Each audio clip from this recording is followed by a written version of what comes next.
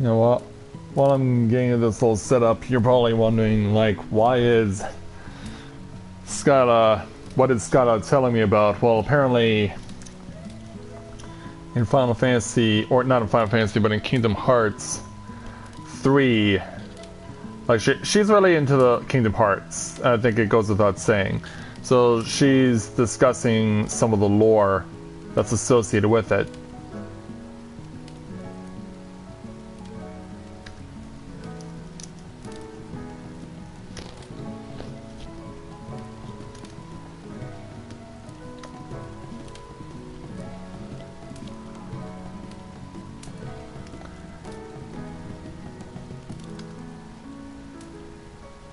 Oh, that's the thing now? Alright.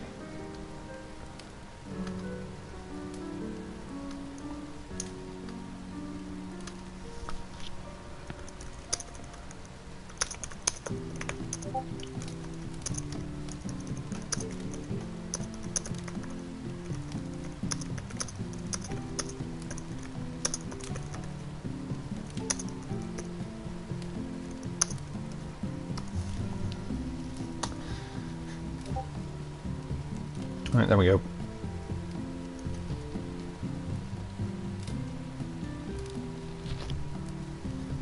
Who remembers the missing?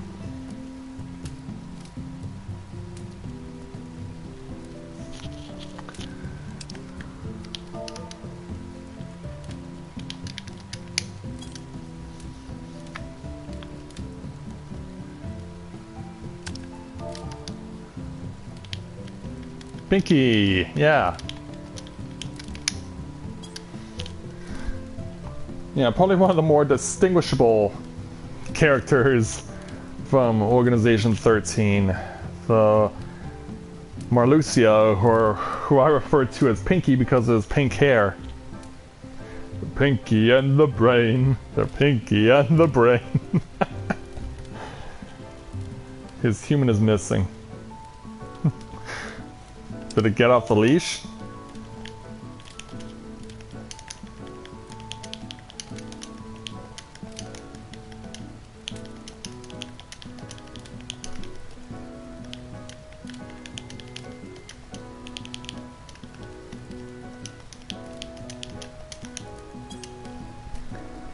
Yeah. His human is missing. Did it get off the leash? Hey Loli, good to see you this afternoon. Glad to have you with us. Yeah, I'm doing an impromptu afternoon stream here in Final Fantasy XIV because Skyla's currently in the middle of doing one, and right now both of us are leveling up our respective red mages. So we're going to do that for you guys this afternoon, and hopefully you guys enjoy yourselves. So, greetings people of the world, Matthia back with you here in Novaura Autism for another edition of A Day in the Life at Tales of Eorzea here in Final Fantasy XIV. And so... thanks so much for coming, guys, for this afternoon. If you, like I said, I am simulcasting with Skyla this afternoon, so if you would, please support her by clicking on the link in the chat that I've just posted.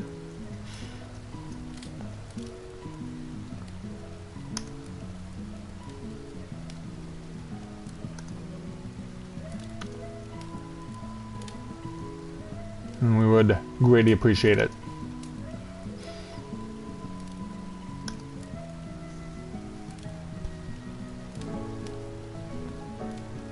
So he's bad again, huh? Which is then followed by, should we really be surprised? Yeah, because you think that you got someone on your side, but then something that's usually out of your control takes it away from you.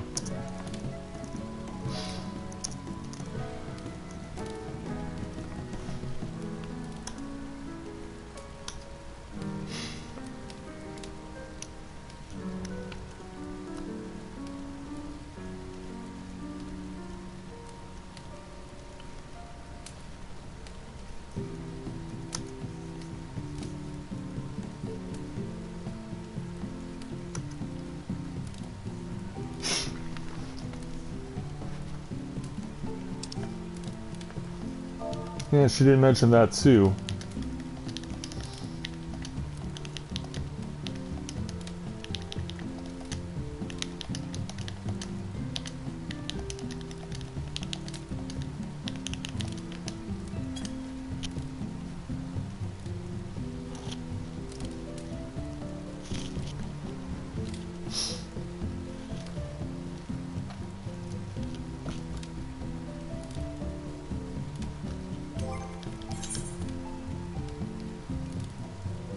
Alright.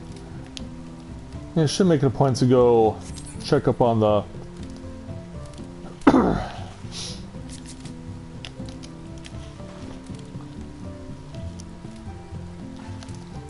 We're gonna share love?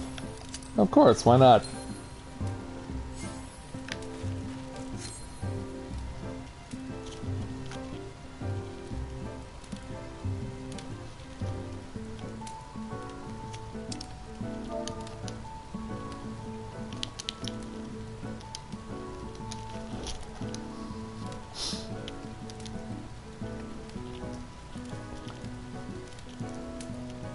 And the more you research them, the more complex things get, because you'll have so many conflicting aspects of the game lore and the theories on the what could happen in that game.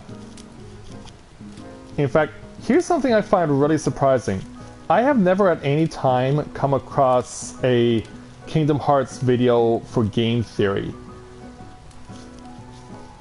I mean, it really surprises me that Skyla has not suggested that to MatPat, that he should game theory Kingdom Hearts. Because it's like the only franchise that he hasn't game theoried to this point, at least as far as what I've seen.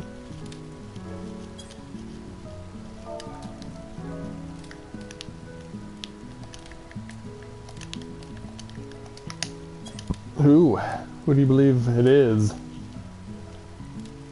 Now keep in mind I only know some of the characters.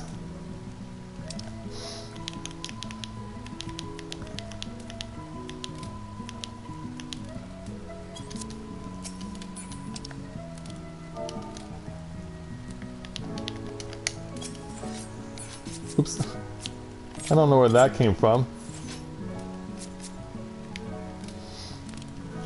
All of a sudden, I click the target on the text box, and all of a sudden I'm stabbing my girlfriend with my red mage rapier.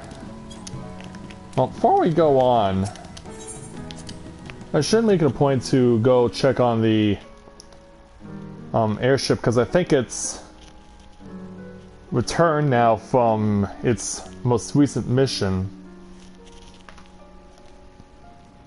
In fact, let me check them, verify this. Alright.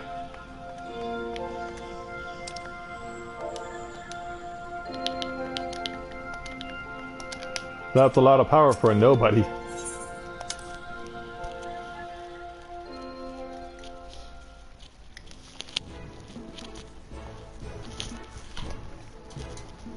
Alright. Check on the ship. Voyage is complete. Oh wow. Yeah, this time it really was successful on getting stuff. Like, not only Celestine, but Fire Crystal, Empty Crystal, and Lightning Crystal.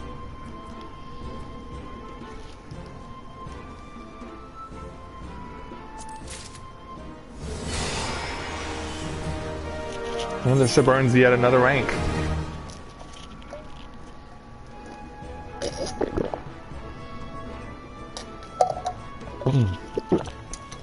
Yeah, I think I still have some water with me. Alright, let's start repairing the airship. Yeah, it's hard to believe that this thing is rank 39.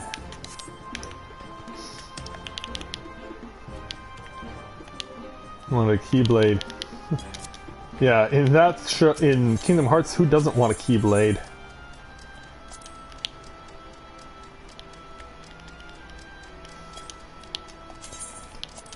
Alright.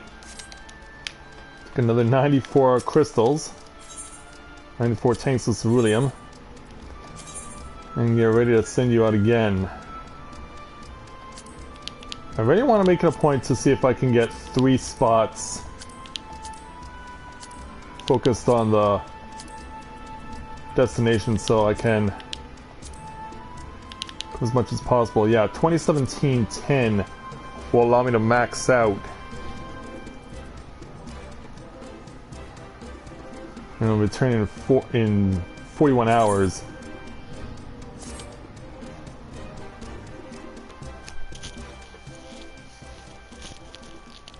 So yeah, under a night sky, we send our airship on its next voyage.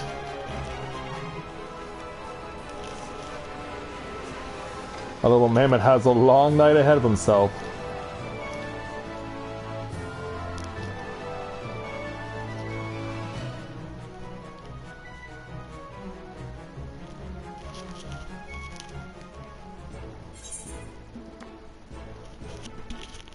And the little mammoth has a long night ahead of himself.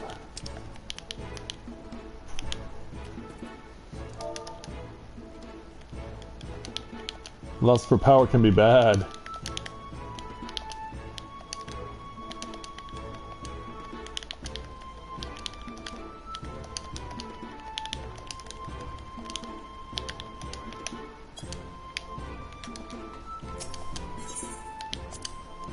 The graceful assassin.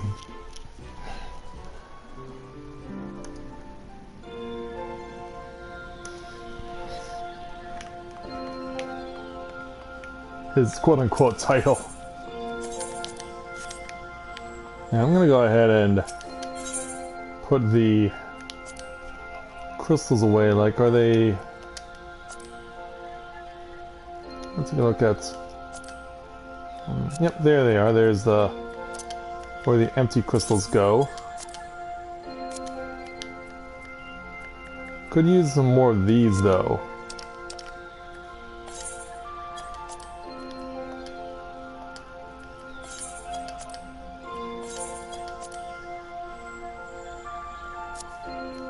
And we have plenty of crafting materials for anyone who wants to use them.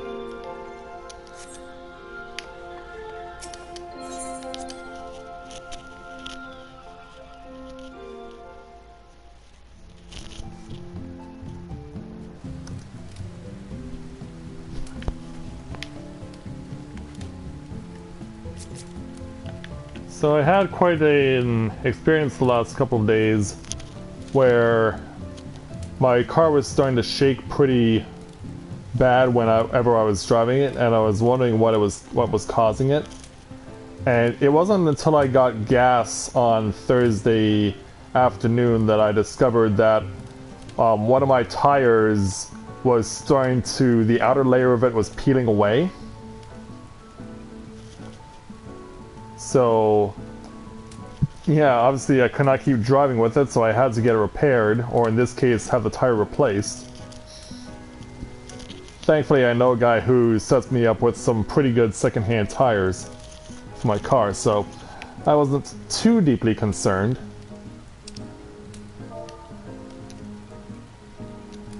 Lorium?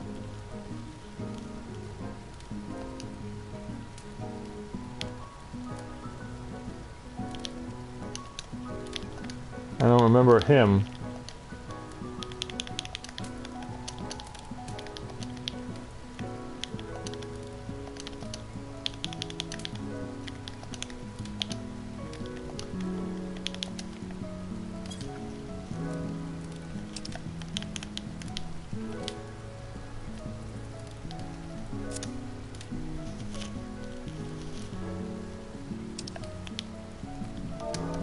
Oh, okay.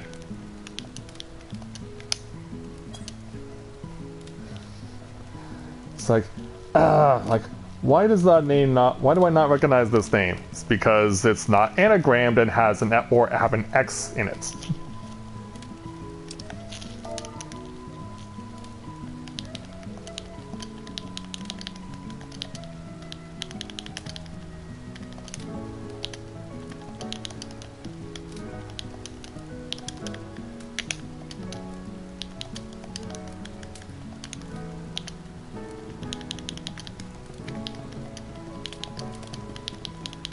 For anagramming.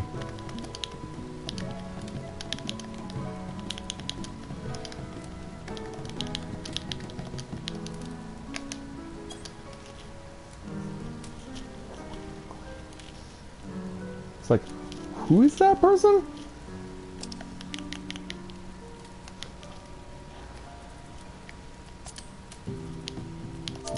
Discussing Kingdom Hearts.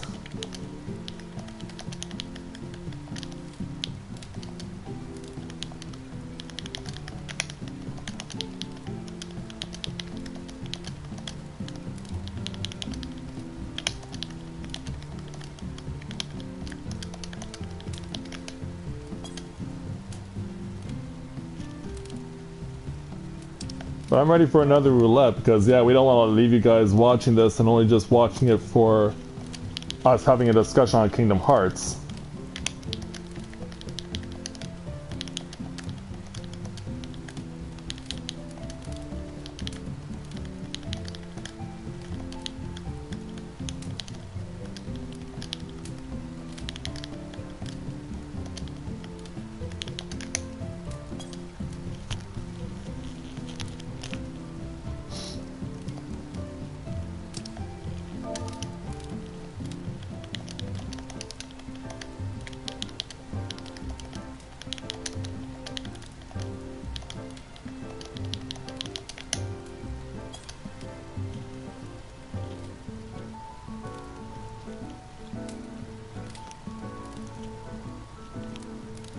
Yeah, I thought I was ready too.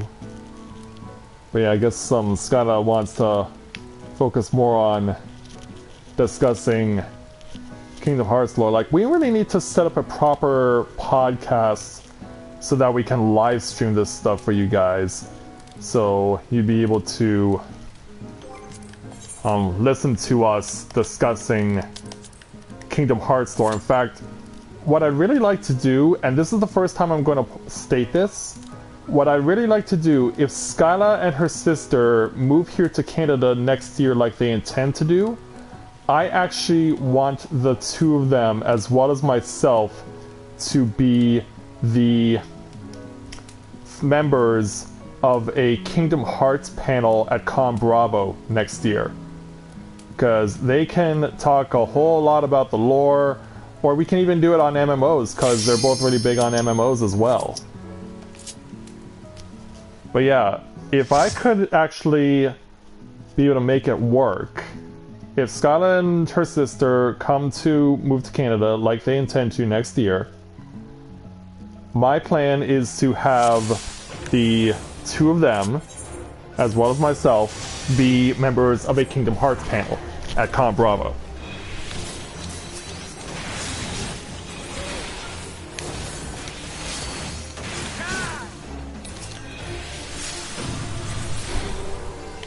Now, whether or not it actually happens or not, like, I don't know. Like, I'm still not sure on if they will be moving to Canada next year or not. Like, if they do, that's great.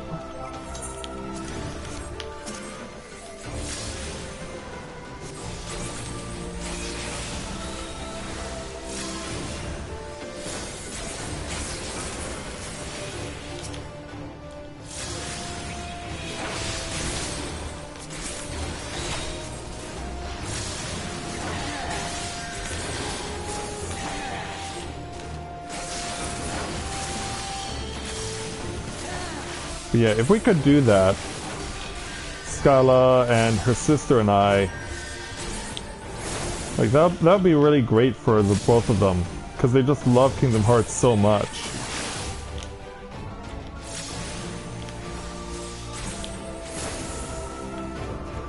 In fact, once we finish this skill test, I'm actually going to suggest that to Skyla. That if she and her sister move to Canada next year, as they intend, that we, the three of us, will team up and try and register ourselves as a Kingdom Hearts panel at Con Bravo. Yeah, you were certainly being chased, weren't you? Yeah, I think this is actually the first time I've done a guild test as a red mage.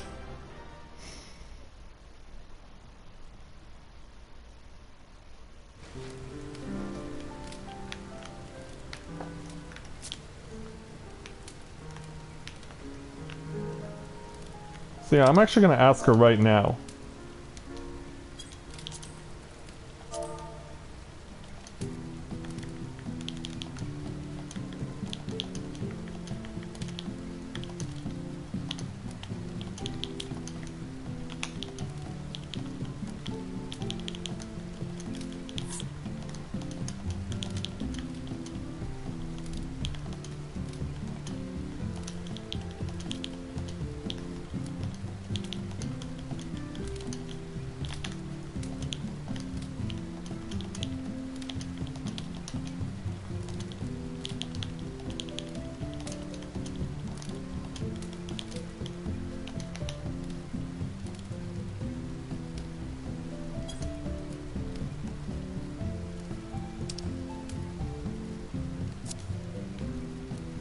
Because, yeah, I'm going to suggest this to her and we'll see what kind of reaction she gives.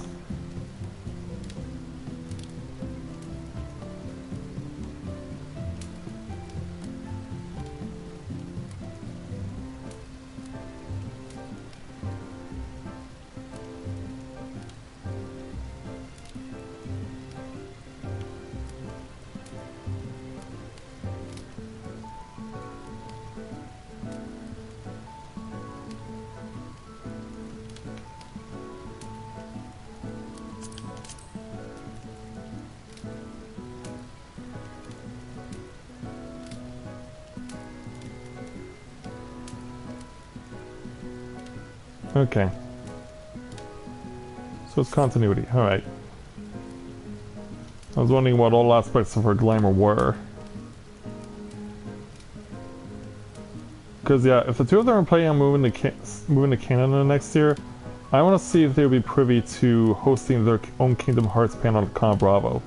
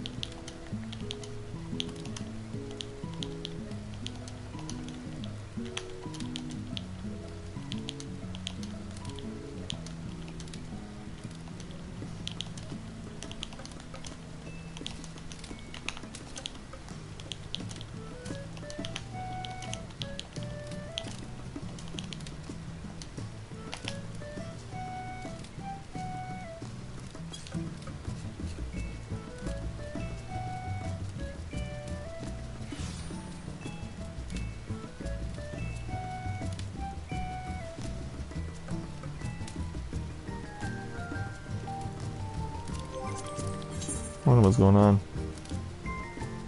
Oh, Olivier's switching out like characters, I guess.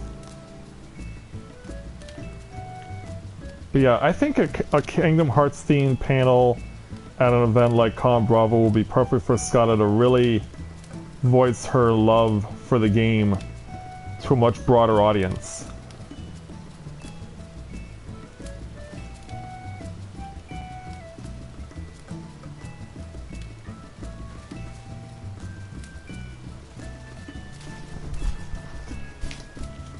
Typing noises intensify.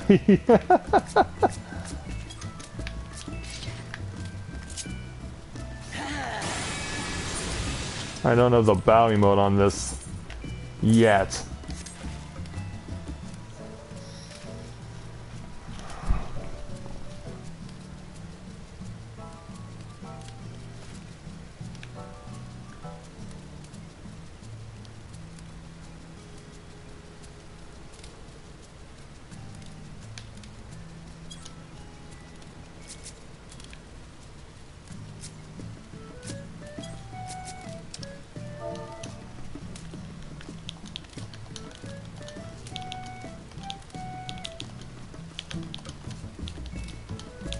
I believe you would.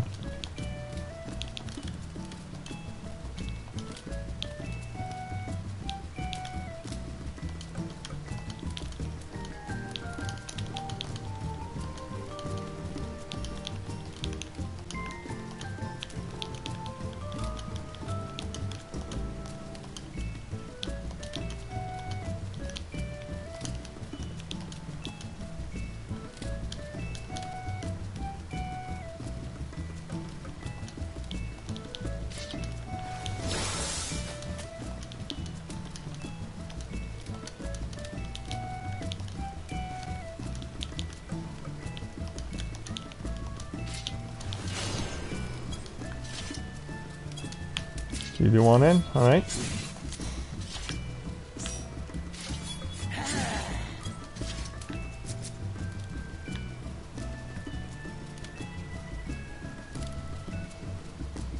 Yeah, because she's so passionate about Kingdom Hearts, I wanted to see if she would be privy to extending it even more.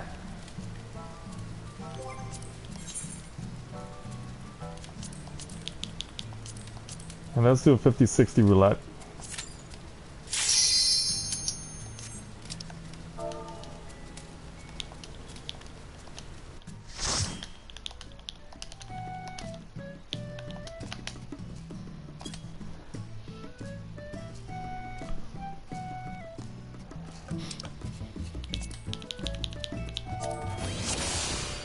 That's Snowcloak.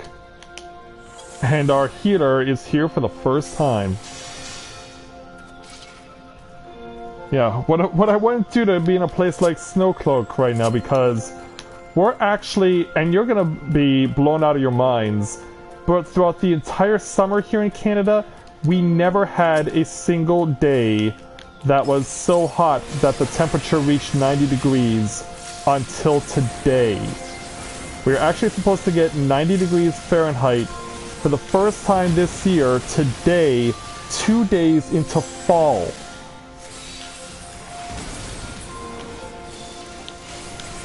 Which is just insane to me that it took us this long to have a day in the 90s, and we'd had none all throughout the entire summer proper itself, and that it's not happening until now, 2 days into fall, and every day this weekend is, the temperature is in the high 80s, or today it's in the 90s.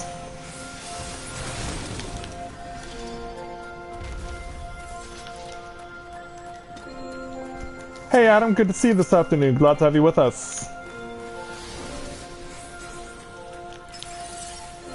If you're wondering, no, I have not seen if Arsenal is playing today. I think they're playing Chelsea tomorrow, if I remember reading that correctly.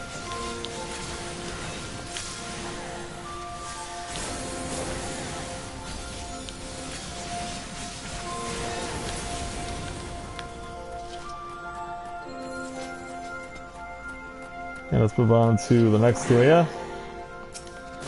Go pick a fight with some wolves.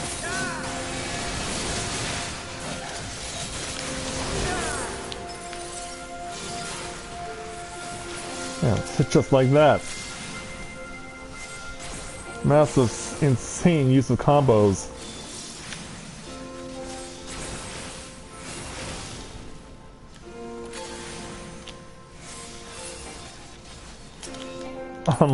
On Monday Night Football. Dun dun dun dun dun dun dun dun dun dun dun dun dun dun dun dun dun dun. Dun dun dun dun dun dun dun dun dun dun dun dun dun dun. Since you're British or Irish rather, Adam, you have no idea what I was just doing. When in Canada, when we hear Monday Night Football, we usually associate that with Monday night fixtures that take place in American football, and the theme song for Monday Night Football is rather iconic because it's been used for over 40 years.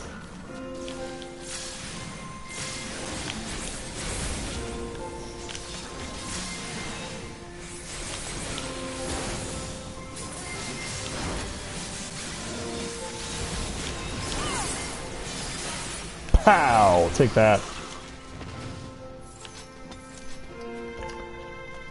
Yeah, in North America, when we think of the words Monday Night Football, they are associated with American football.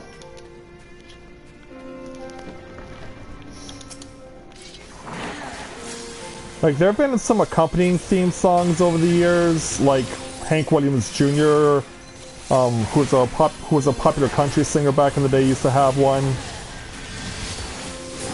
But then he made some racist comments that got him and his theme song canceled immediately off of broadcasts of American Monday Night Football.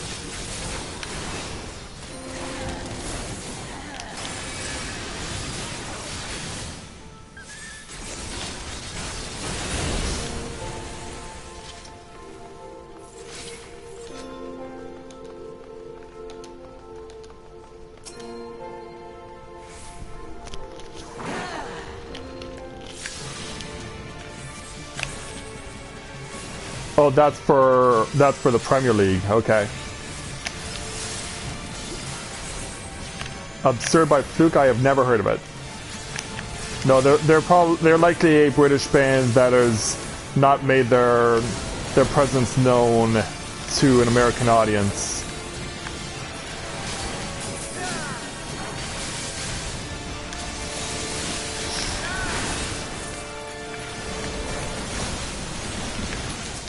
Oh wow, I did not even see that bomb. I did not even see that bomb. Yeah, cast there, dude.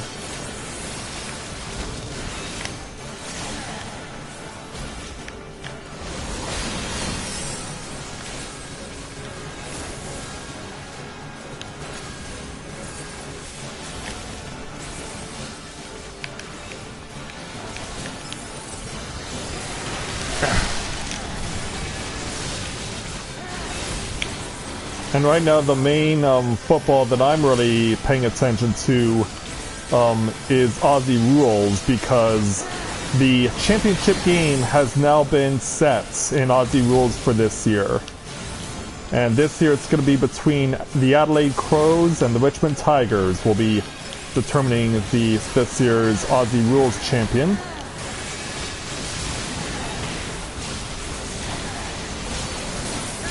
But yeah, the playoffs have been really disappointing this year in Aussie Rules because most of the games have been blowouts. Lots of games have been completely one-sided in this year's Aussie Rules playoffs. Like the second semi-final today, where Richmond made it to the championship game, they defeated the Greater Western Sydney Giants, which is a mouthful in itself, and it was actually a close game at halftime. But then in the second half, Richmond pulled away and never looked back.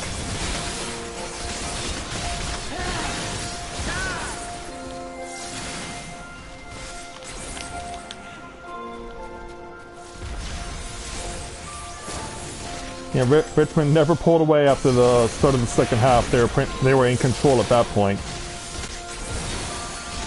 Yeah, and both teams are looking to, both Adelaide and Richmond are looking to get rid of prolonged championship droughts. Adelaide hasn't won the championship in over 20 years, and Richmond hasn't won the title in over 35.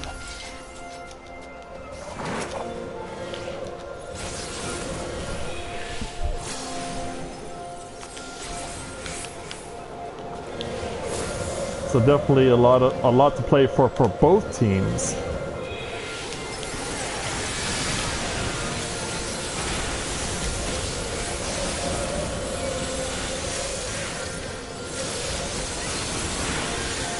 I'm really looking forward to staying up early Saturday morning for this year's Australian Championship game.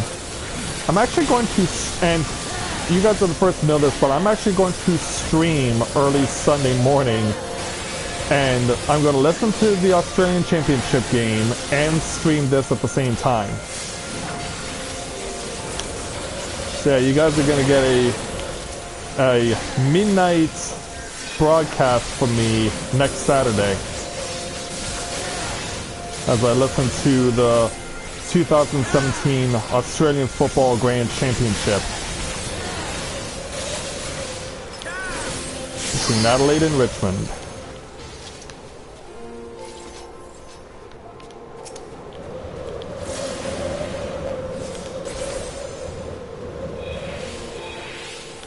Actually, when I was helping out Skyla's sister Lena with her character to clear the Stormblood main story for the first time a few days ago, I was thinking about the song that everyone sings at the end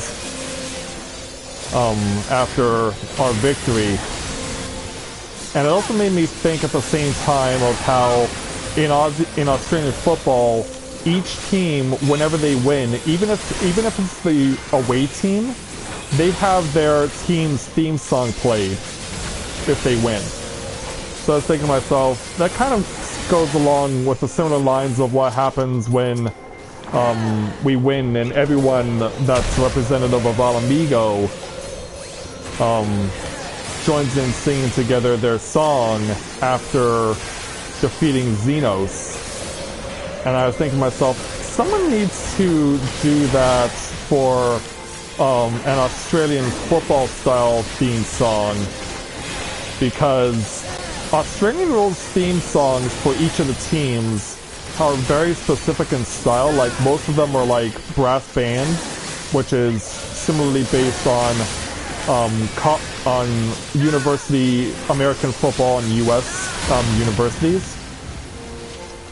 Like, if you ever watch American football played in between universities, whenever a team scores, their brass band, their marching band, will play the school's theme song, known commonly as a fight song over here. And so I was thinking to myself, like, someone needs to make it a point to do a remix of the Alamigo theme song after you defeat Xenos and clear the Stormblood main story,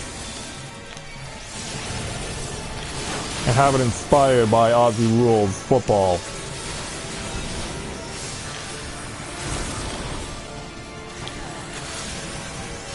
Oh, keep going. Boss bomb's over there. Too bad I can't get through.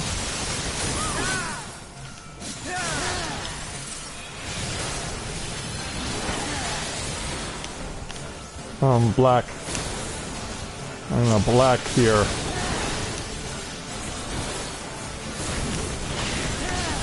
Ooh, look out.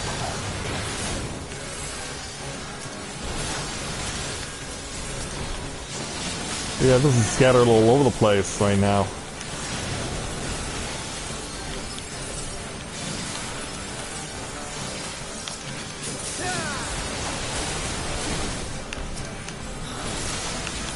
But yeah, what Olivier needs to do is stand on the outside, on the perimeter of the field. That way he's able to cover more ground with less effort.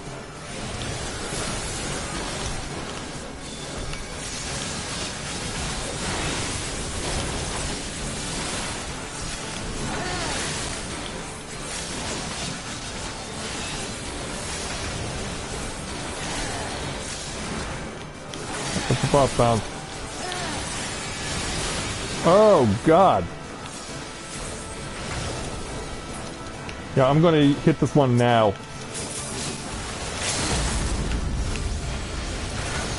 It was worth it. It was worth it.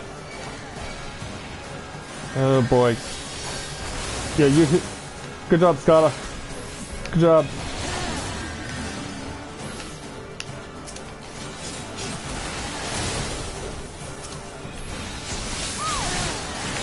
Oh, but then we left ourselves with no snowball. Well, actually, it looks like someone did find one. Yeah, I was really worried.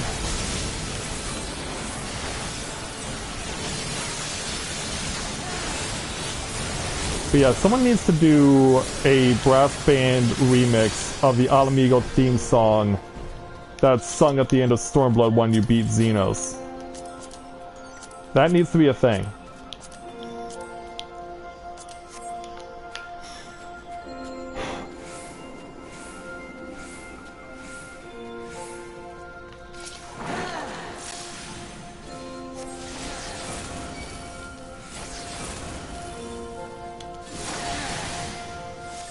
Yep. Oh, run. Oh, did we actually kill it before it exploded?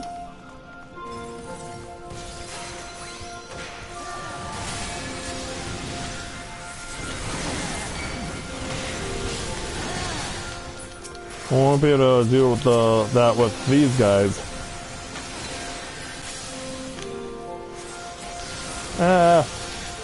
Actually, what am I doing? I have my core. Should use that.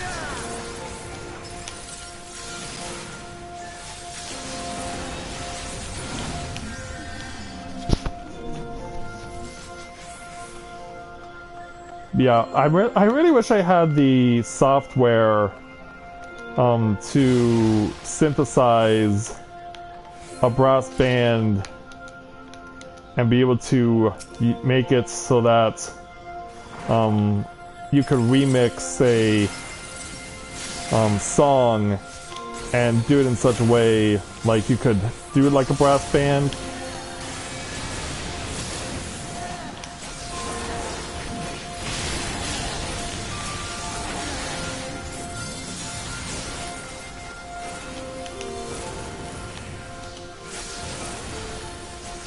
I just think that would be really. I just think that would be a really unique take on it.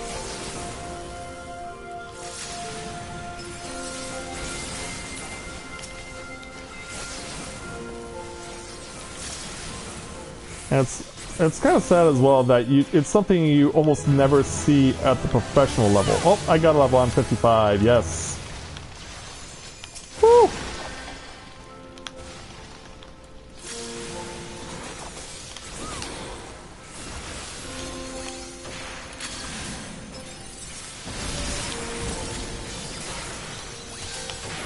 Oh, I thought that caused damage.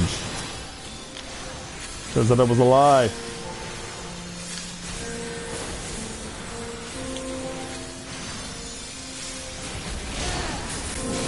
Well, here's what happens when we deal with people who lie to us.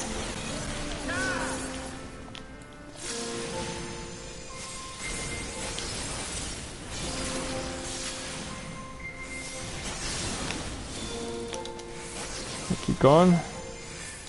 Apparently I still have this on enhanced.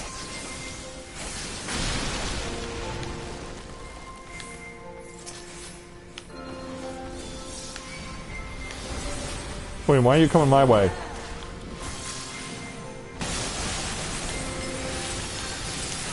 Also, I've not yet figured out how to use Molinet, which is, yeah, that move.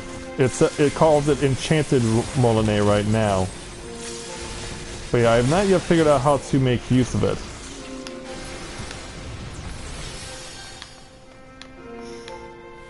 Oh, Scotty, you just had that drop on your head. It's only gonna get worse.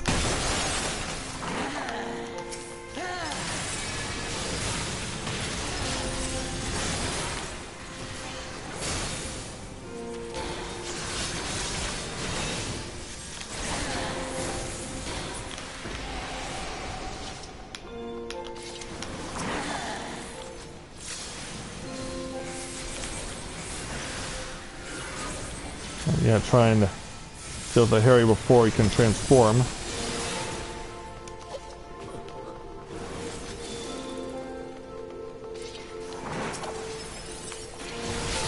Right, go. Go. Go again. And there we go.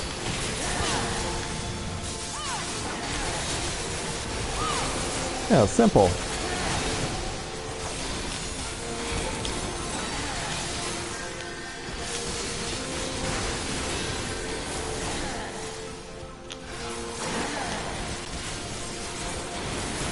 Yeah, get back in line, people.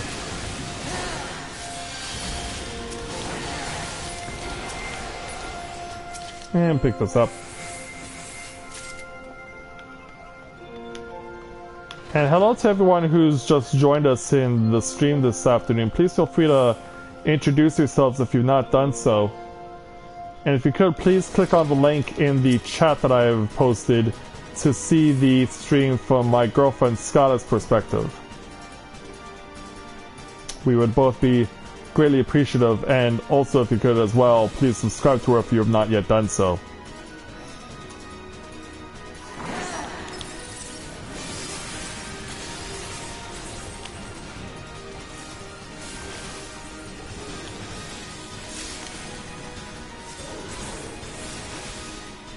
Alright, getting the Verse Stone.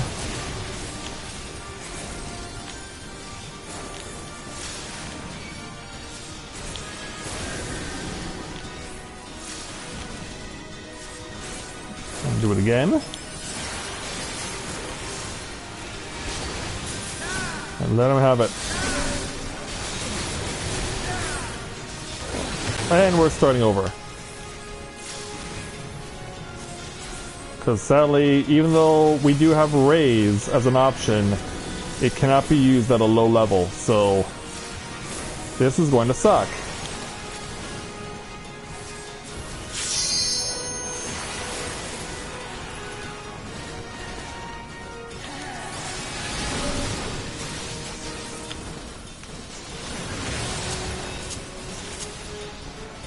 And Olivier is pretty much going to give himself up.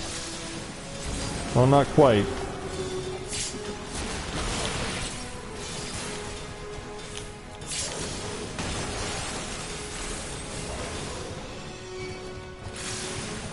And now it comes for me.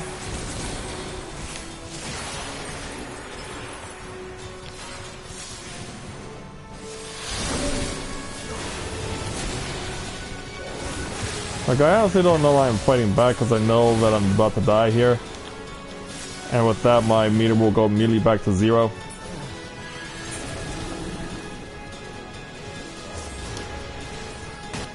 But yeah, healer, you will not be afforded to fall asleep.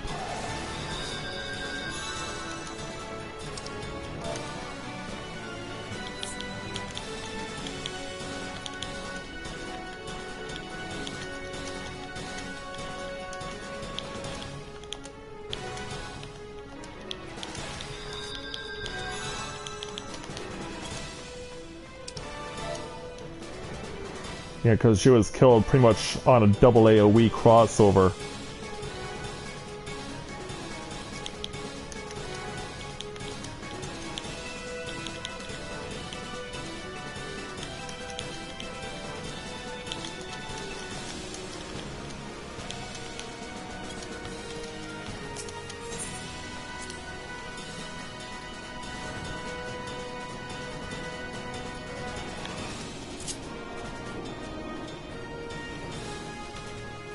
Okay, now I gotta run a long way in order to be reunited with the party.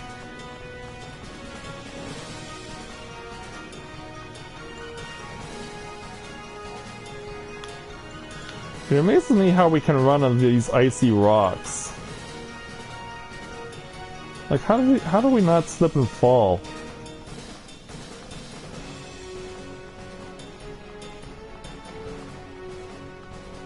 Yeah, you guys can see the layer of ice that's clearly shown on these rocks that we're running on.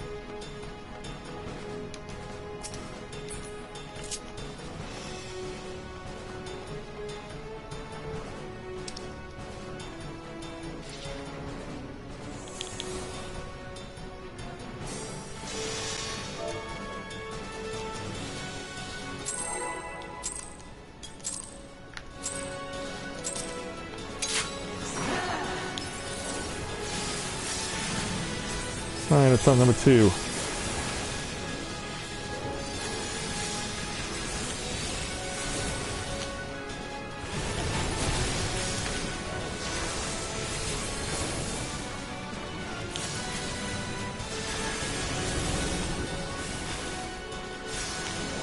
Ah, much better.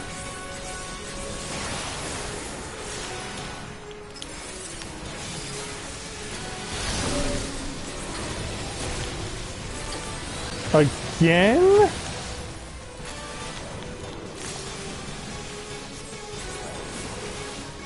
I don't know if she's not familiar with AoE or whatever, but we should not be expecting this out of a first timer.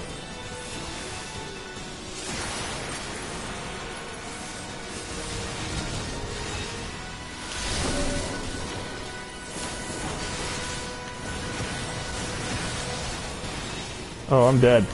Because I don't see where this is. Not that it matters. We will basically voluntarily allowing ourselves to die.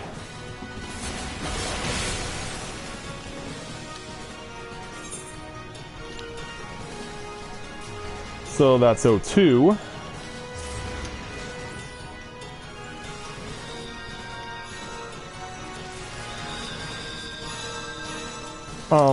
No. Don't ignore, because that's killing her.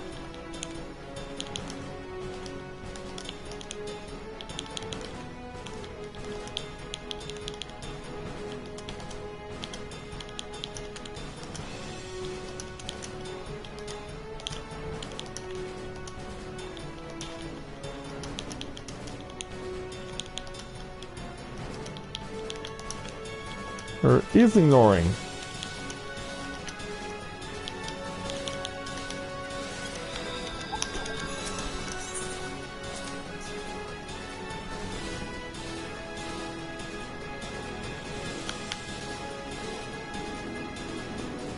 Yeah, you don't just let icicles drop on your head.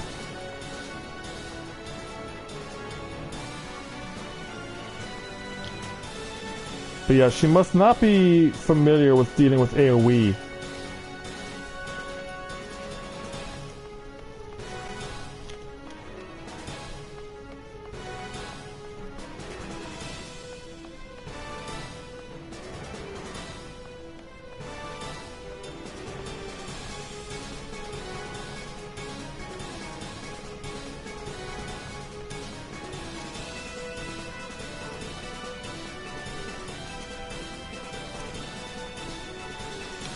Yeah, ignominy is not saving our healer.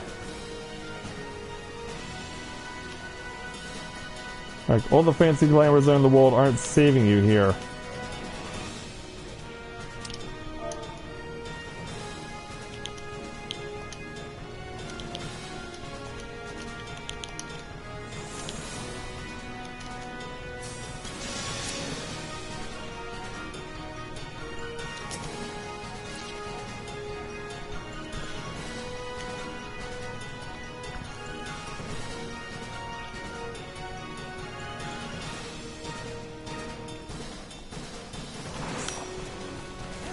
So number 3.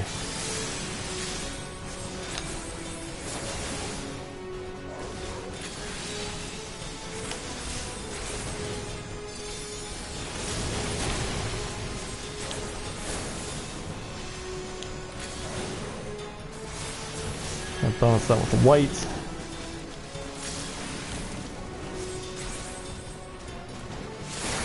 And then black. Now run. Or just stay where you are.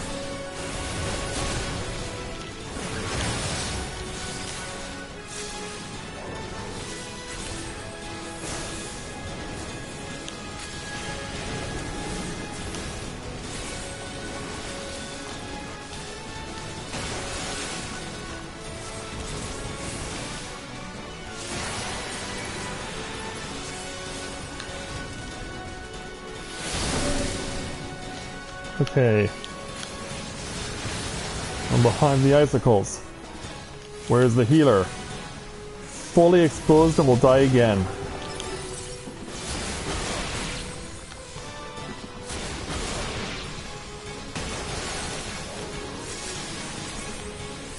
Actually, she's somehow alive.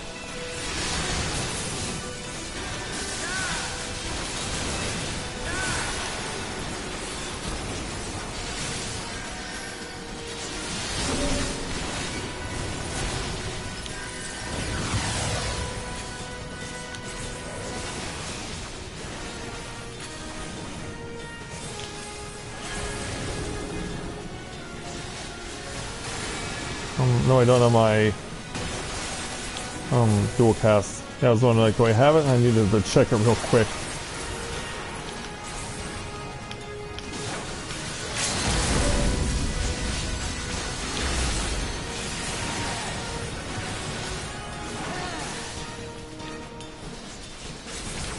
She's not gonna make it, she's dead again.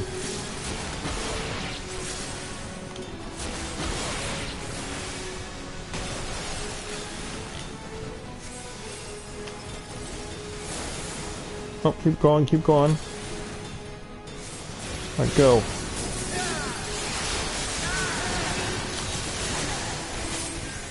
Got it.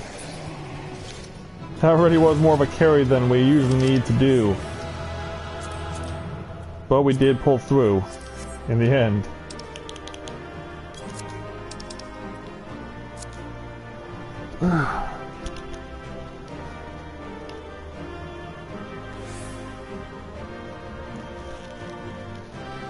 I do have a game that I have started playing, but I'm finding it a lot harder than I was expecting.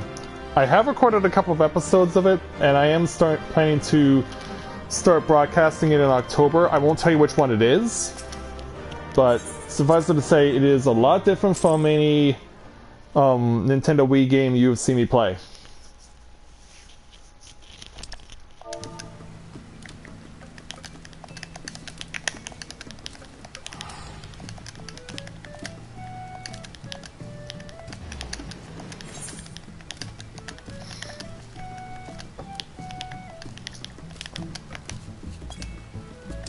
And no, I'm good. I'll look up to the eyes of my beloved in the meantime. Back in a moment, guys.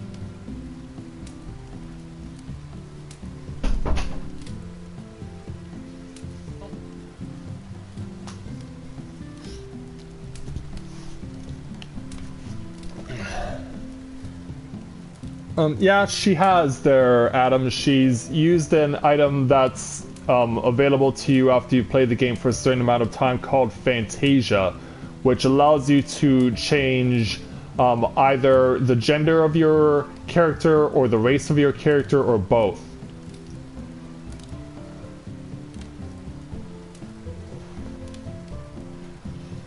Yeah, I've never had to use Fantasia on in fact, I've never had to use Fantasia ever. But yeah, it's basically an item that's given to you after you play the game for a certain amount of time and allows you to change either or both of your race and gender of your character. And if you create another character, you'll get the same rewards after playing for a certain amount of time. I think it's 60 days. I think you need to have had an active subscription for 60 days to get Fantasia. Anyway, so yeah, Skyla has switched over to her sister's avatar. So I will need to scout Skyla's own character and invite her sister's character.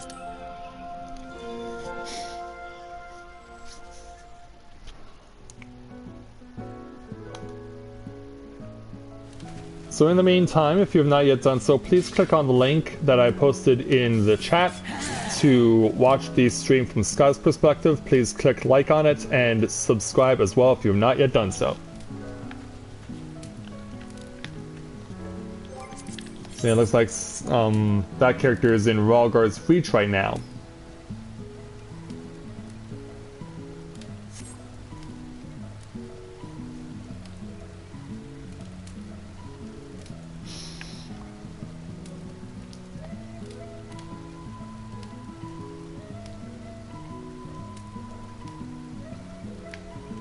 Oh, okay.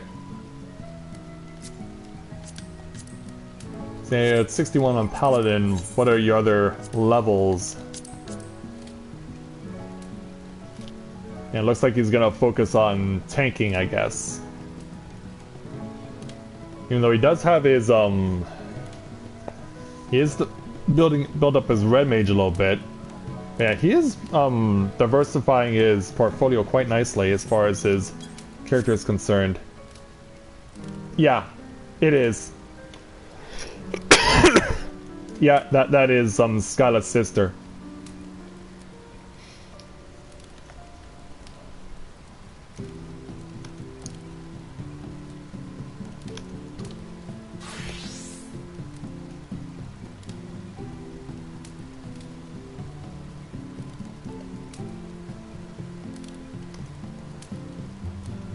Also as well, if you could please as well, click on the like button on my stream as well. Just to help to, because if we get more likes, it helps to make our channel more well known to other people.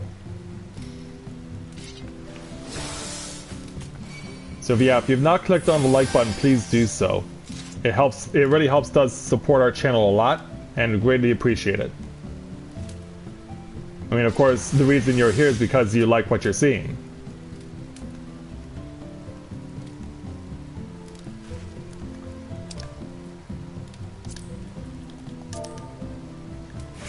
Let us know when you're ready, Skyla.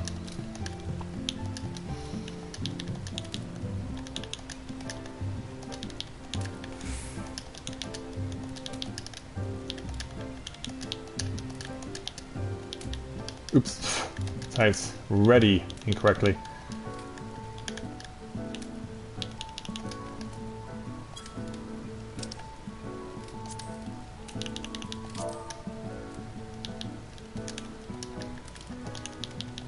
I'll respond to Olivier in French because that is his native language.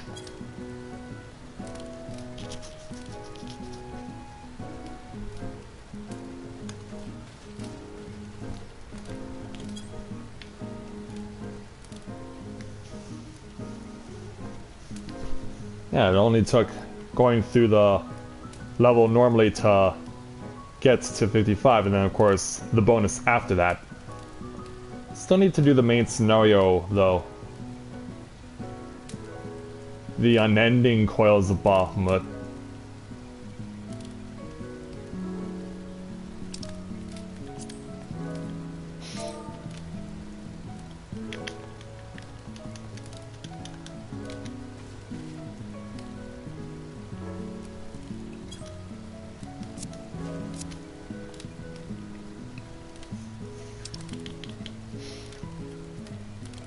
Oh, of course.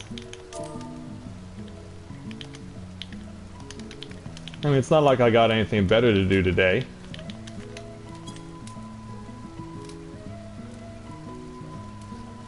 You never get to do Bahamut? We're gonna need to change that at some point.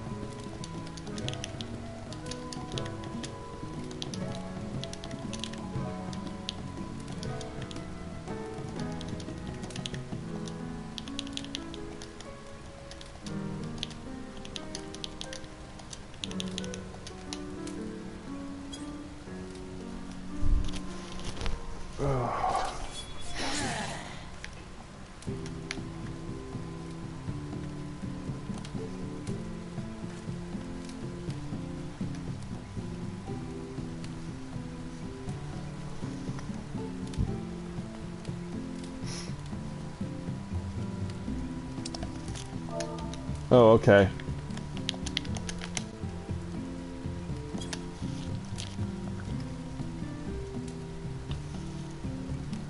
Well, that pretty much describes me any day of the week there, Adam. Because my energy, for some reason, is always highest at night and non-existent during the day.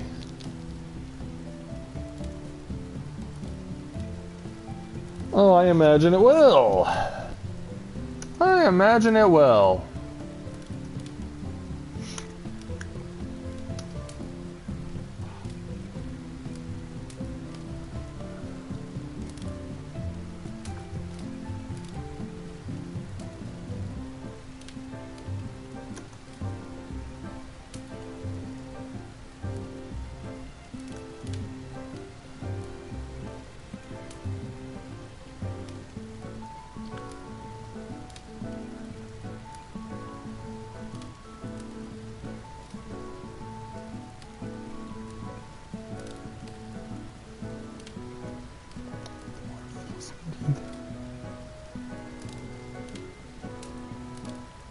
Oh.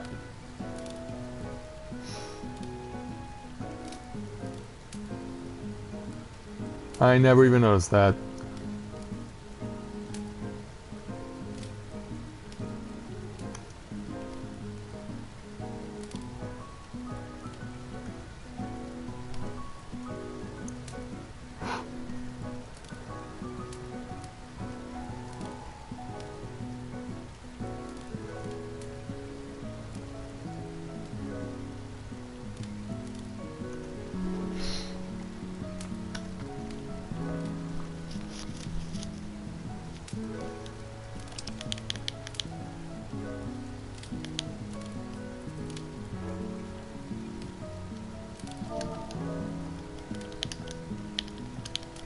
I can come too.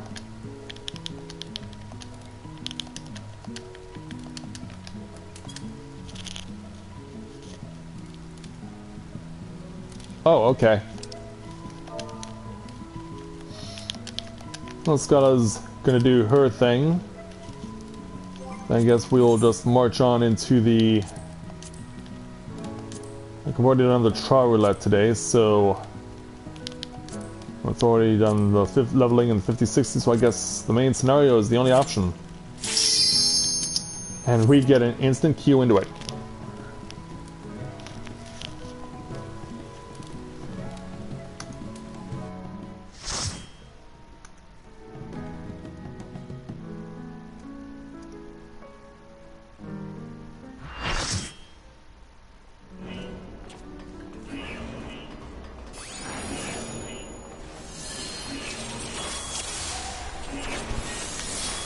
Not surprisingly, yeah, it seems like every time I play Red Mage, we get this as the dungeon.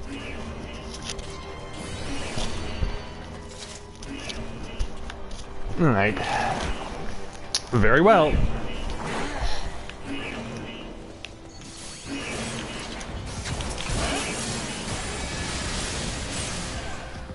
Also, I hate it when my spell gets stopped. And apparently that one spell was enough to have people getting on my case. Well, why don't we make it worse? Yeah, one fletch took someone down by nearly half their health.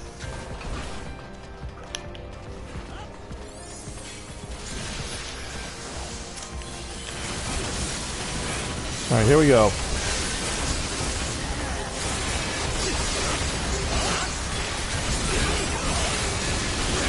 And let everyone get flooded into the pack. Thing is, everyone's dying so fast I can't get spell off. Which is what you want to have happen, right?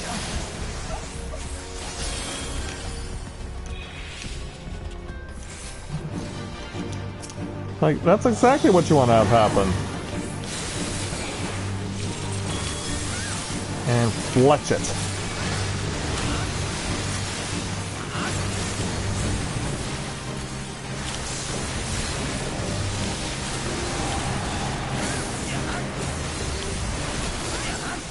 Yeah, we're just going for the kill right here.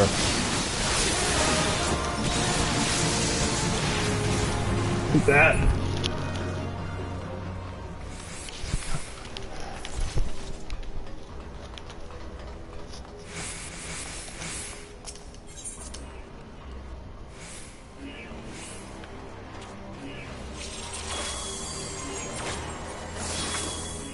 All right, up the ramps. I was about to say up the stairs, but these are not stairs. They do not meet the legal definition of stairs, even though they both stairs and ramps both serve the same purpose.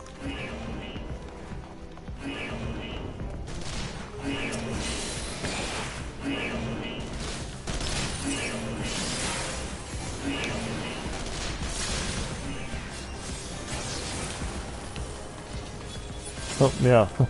Don't you turn back at me.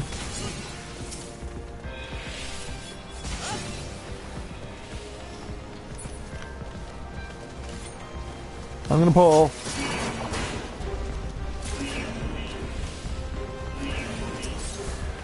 Yeah, might as well get everyone in.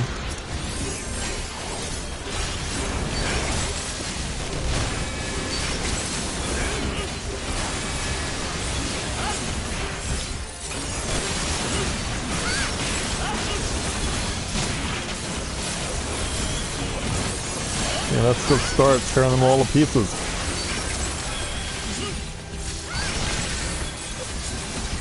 Spam scatter like there's no tomorrow. And as the dust is settled, we can start picking up the incendiary. And wow, people were already fast on that. Maybe a little too fast.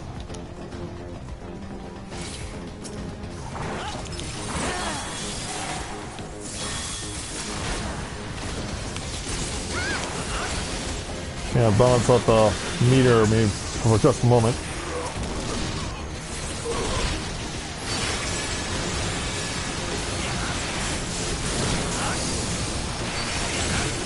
Oops, step back. Yeah, because I took a hit there. And now I can't get a spell off. There we go.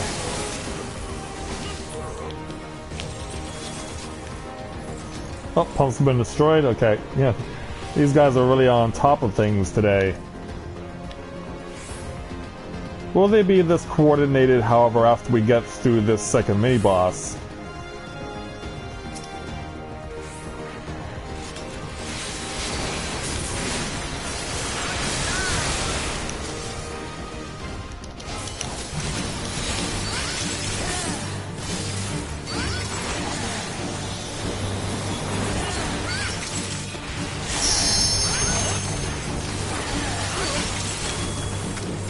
Alright, off to the F1.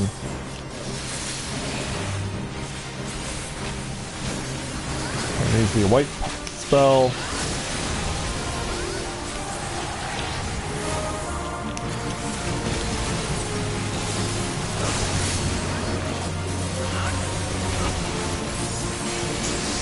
Yeah, these guys are gonna be everywhere.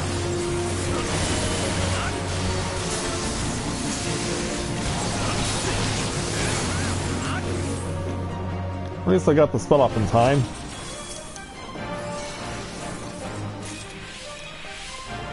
And off we go. Hey Sid, how are you?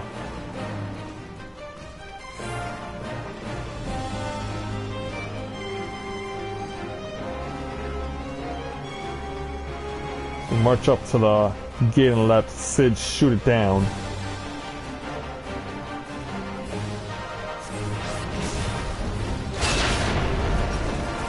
Yeah, deal with that crap.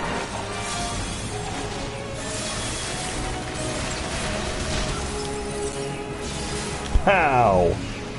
Wow, one shot from Flesh took 16% of health away.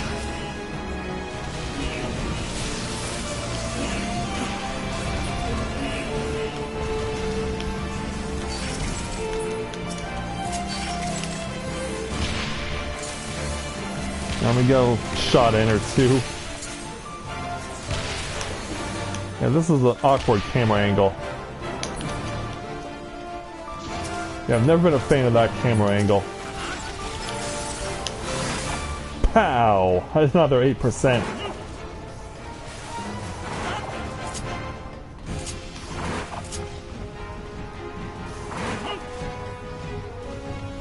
And we've already got the Colossus down pretty low on his health by the time we even get to the next set of cannons.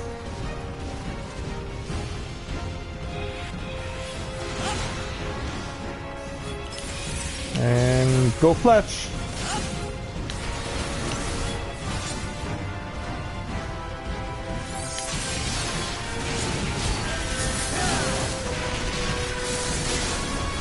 Look out! Yeah!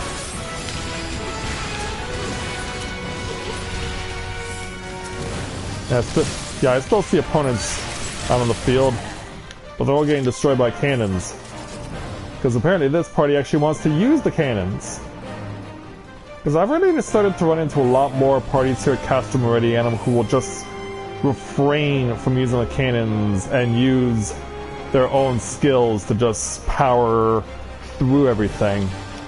Just brute force the whole dungeon.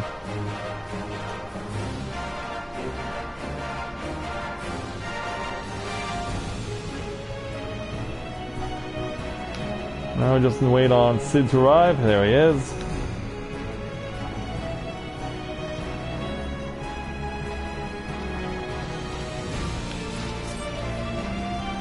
Waiting the arrival of the 3 claws. There we are.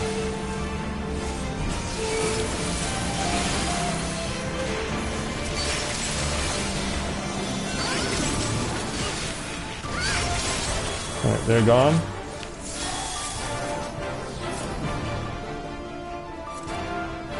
Now where's our big bad Colossus? There you are.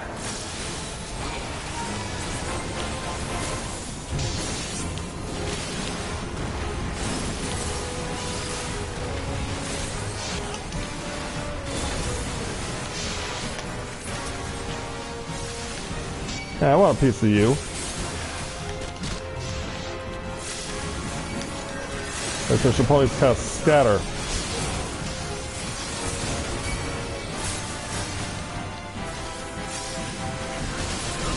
Oh boy. Like, how am I not taking damage right now?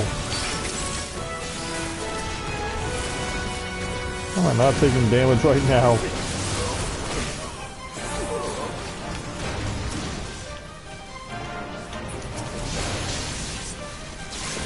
Yeah, allow me to get some of the stuff on the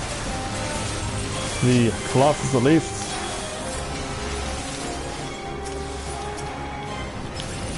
Hey Medicus, heal that! One hit wonder on Fletch. Yeah. Stop trying to make Fletch a thing.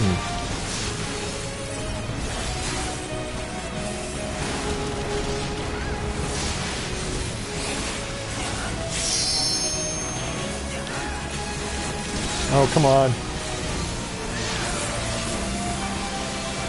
Yeah, that's a little more closer to what we want to see.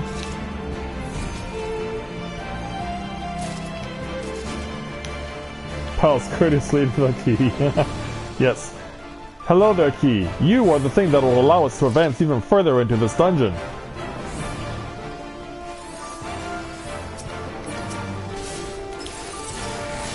Wham! Half your health. Gone in one shot.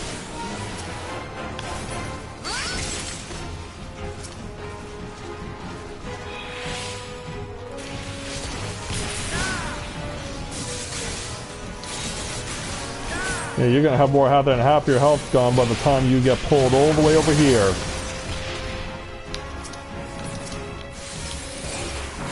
Yeah, I have a magic cannon of my own. It's called Fletch.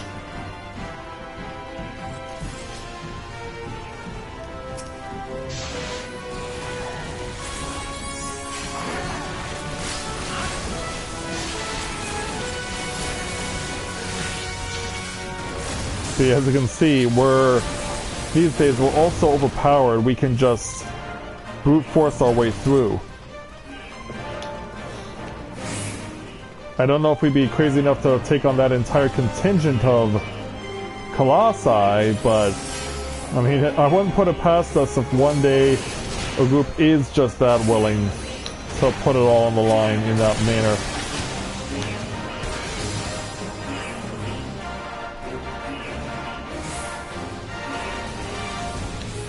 Yeah, one day there will be a group that's ambitious enough to attempt that. Come on. It's not too far away because I'm standing right in front of it. Yeah, I don't know what the science is on that, where I'm standing right next to the light and I'm supposed to turn it off, and it claims that I'm too far away. What kind of a glitch is that, Square Enix?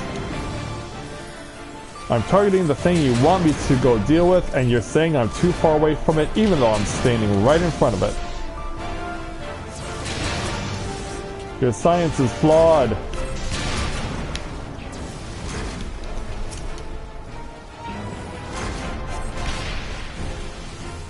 Your science is flawed, man.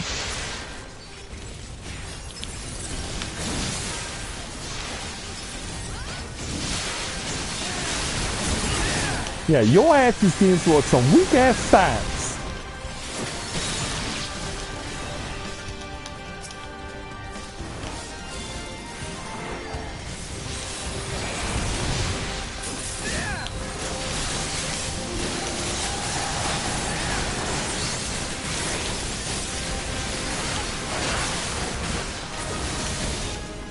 Yep, I got it off in time. Good. Alright, time for the completely uncoordinated shit show. Which is why half of us are all running over to one side.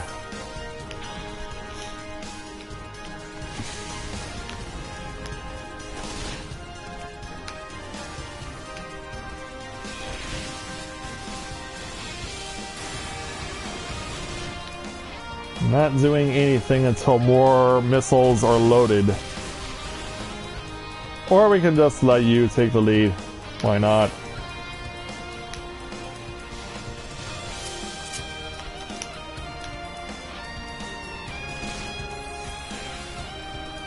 Alright, here we go.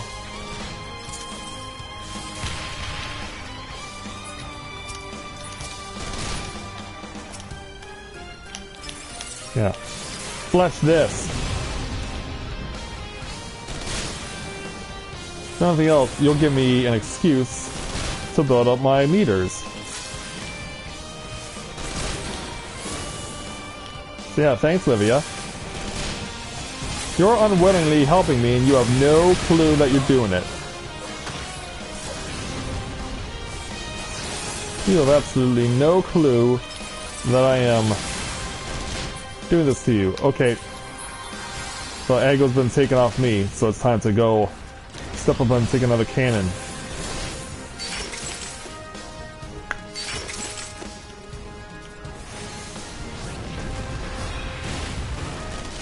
Yeah, but back in the day when this used to be a well-oiled machine, everyone knew what they had to do and they did it, no questions asked.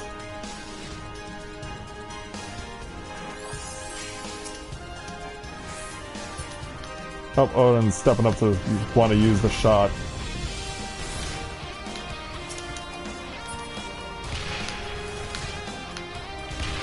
Yeah, I was like, Olivia, you want the honors? Wham! Dead in one shot. Let's flesh you into oblivion.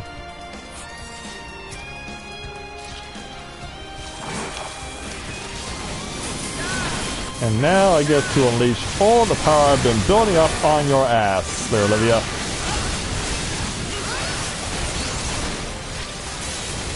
Like, even under normal circumstances, your basic attack rotation with your rapier still does good damage.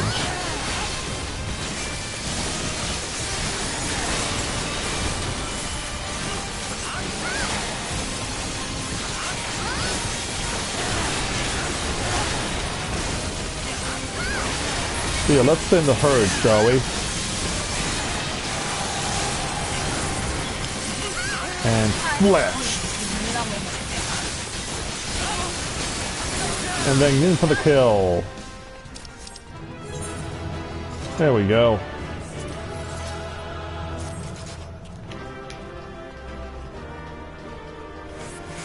And with that, I'm about a third of the way to 56.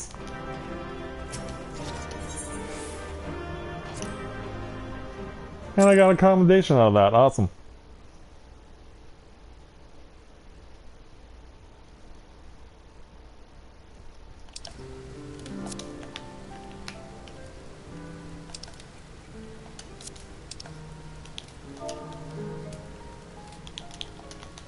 Okay.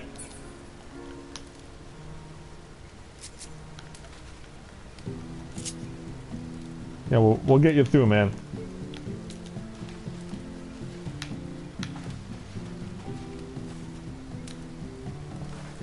I was about to say, him first. Like, I can receive your hugs anytime.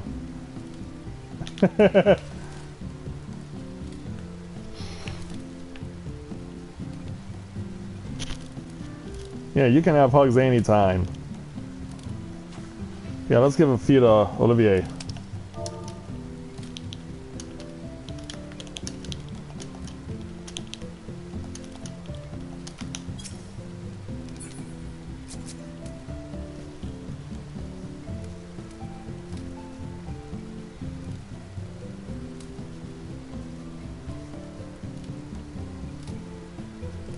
Alright, so now that Olivier is done, I'm guessing, Skyla, you're done eating?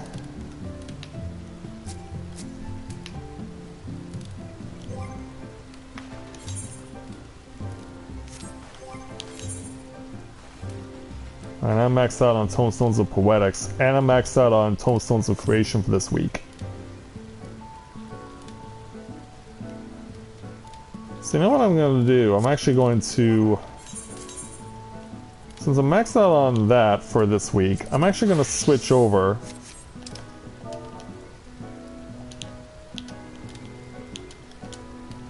And we'll play with Corinne for a bit.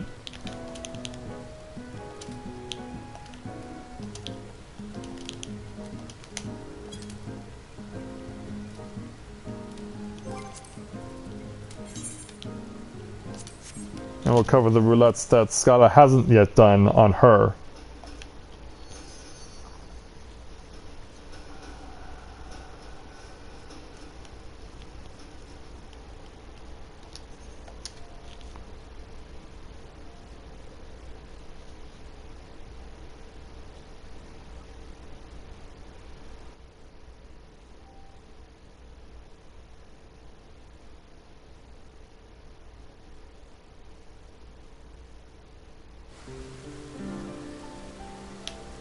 Alright.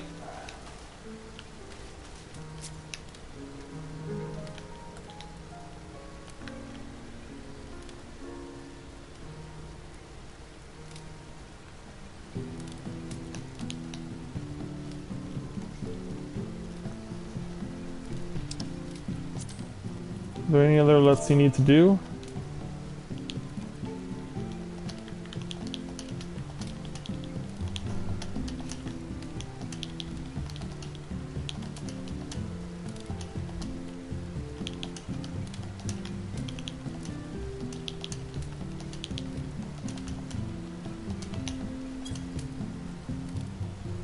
Yeah, because if not, I can send Corinne on a leveling roulette with her samurai.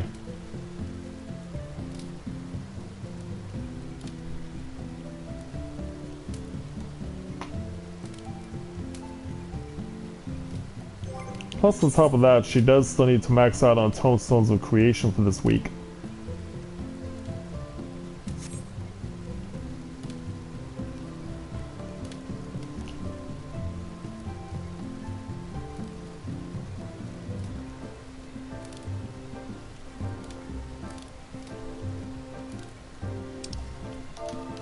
Okay, that's fine.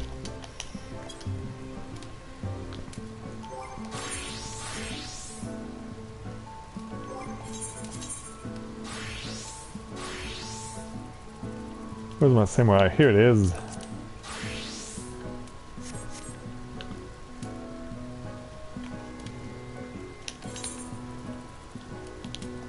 Okay. The love as I make my way through you. In fact, we do that to each other pretty much.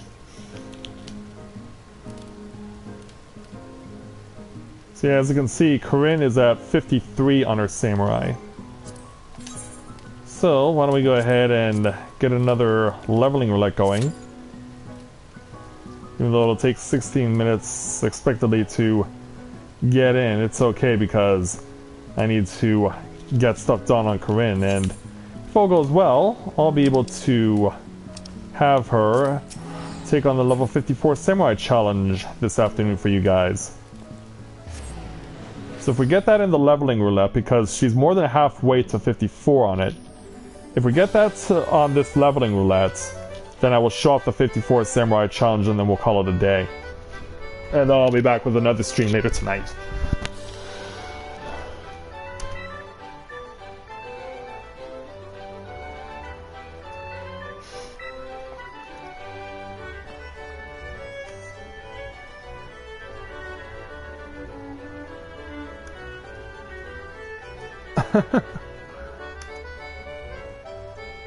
So I don't know how many of you guys are paying attention or even noticing, but the last major international election is taking place tomorrow in Germany, where Angela Merkel is pretty much in a position to win the election yet again, with what could very well be her largest victory thus far. Because I've been following the election coverage over in Germany, and it seems like the other parties are making no effort to challenge her with any significant threats to her power. Like, she looks like she's gonna win again. And yeah, that was a bad ticket. I was not gonna get anything out of that.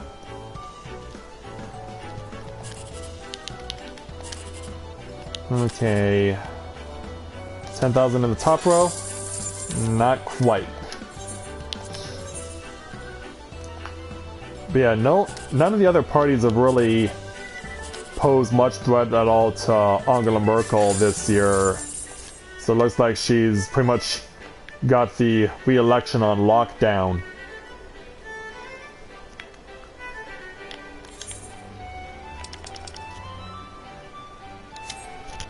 Oh, priority 46, wow.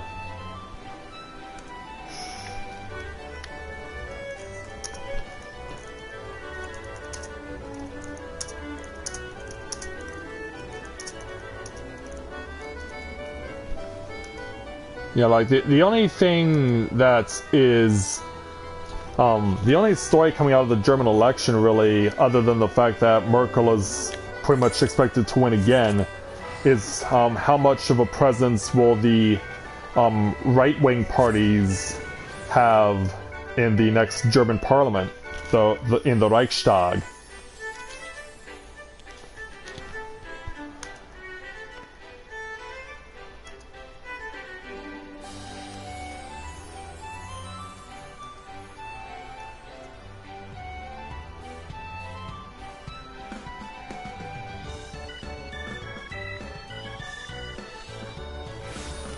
Yeah, I'm reading this article right now online through the German news company Deutsche Welle, or DW, and as I'm noticing, and this does not surprise me because of how long I've been alive, but yeah, it seems when Germany elects a chancellor, they stay in office for a long time.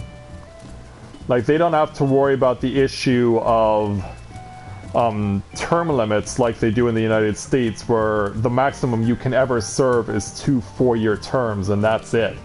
Once you've served 2 terms, you're done. And in fact, in South Korea, you can only ever serve 1 term as president there, ever. Oh. I'll take care of that.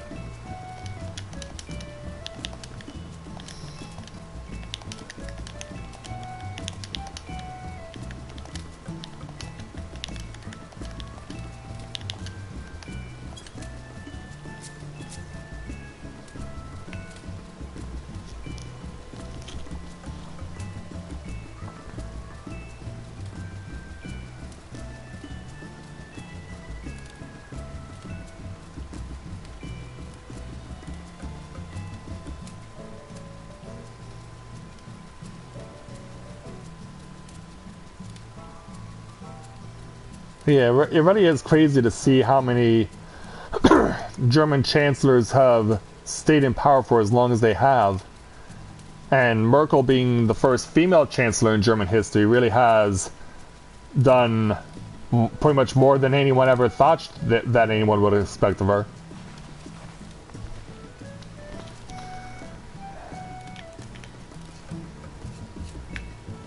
Yeah.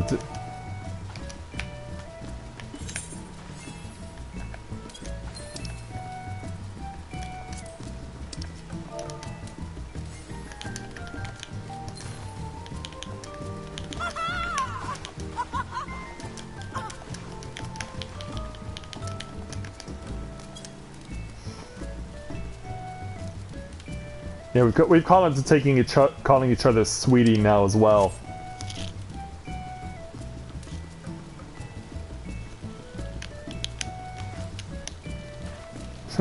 Yeah, of course, since I'm playing Samurai right now, I guess it makes sense to do the Eastern greeting that we pick up mandatorily through Stormblood.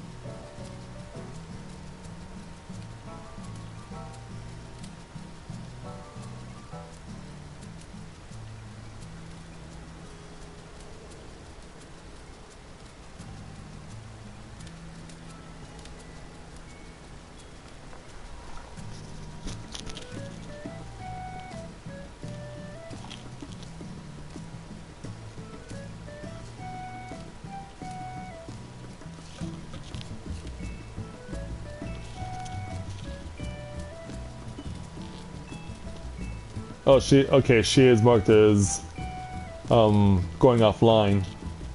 So, yeah. I was wondering, like, how come she isn't logging out?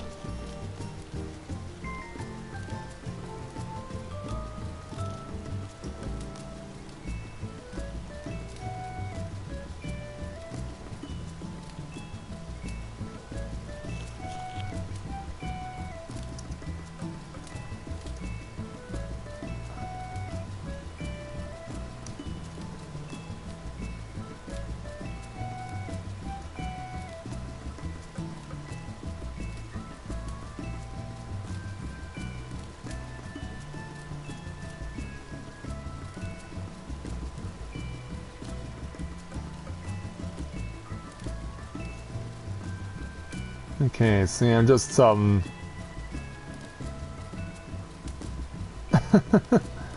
I'm just, being patient, I guess, while waiting for this roulette to queue.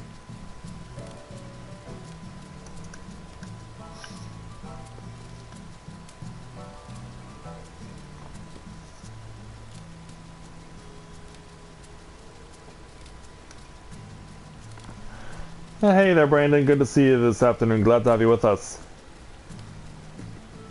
I'm gonna make another quick run of the washer while I'm waiting for this queue to go up, so back in a moment, guys.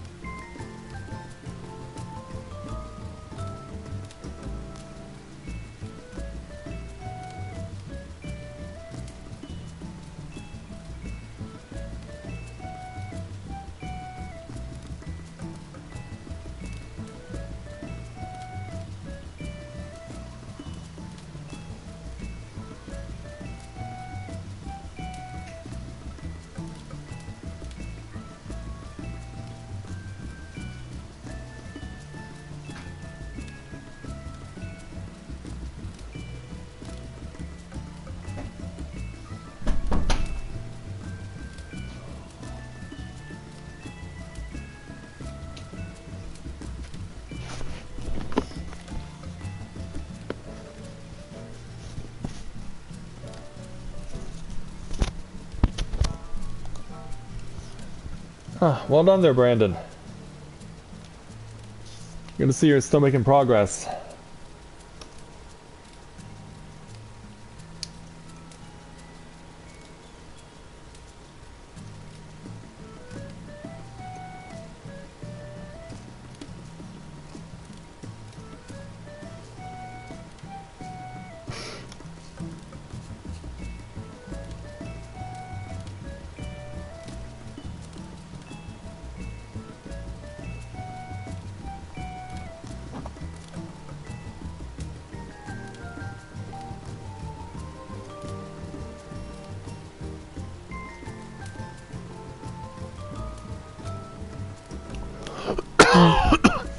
Good.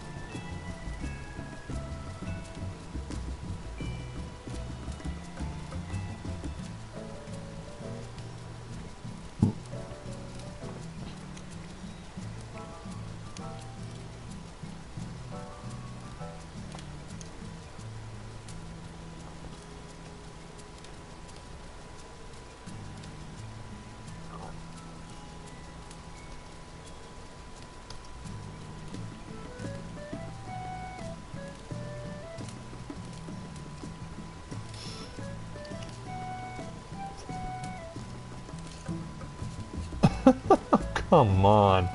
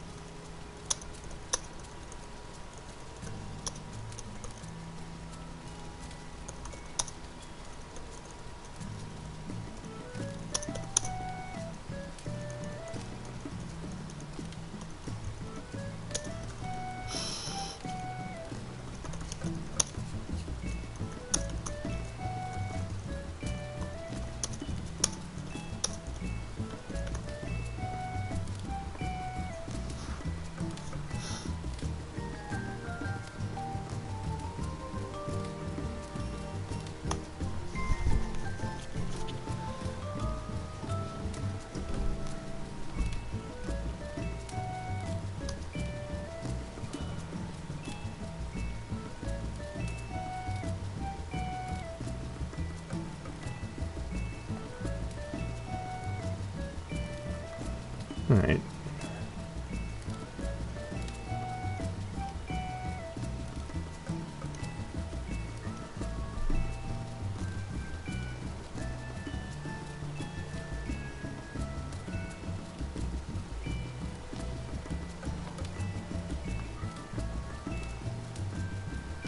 So, you know, I guess I'm still just chilling out.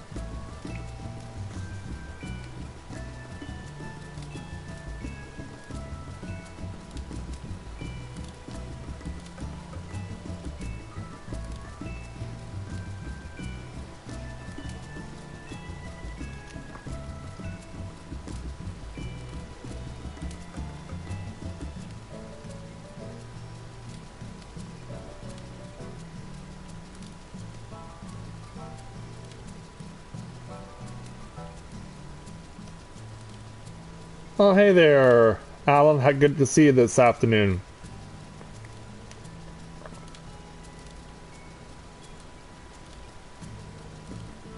Well, let's hope that they can back you up there, Brandon. Hey, Alan, did you want to join me on this leveling roulette here to help me level up Corinne on her samurai? Been waiting for 17 minutes now, and I've just been killing time by checking on my Facebook. I've got her close to level 54 now, so if I can get a leveling roulette done, then I can go and be able to take on the 54 Samurai challenge for her.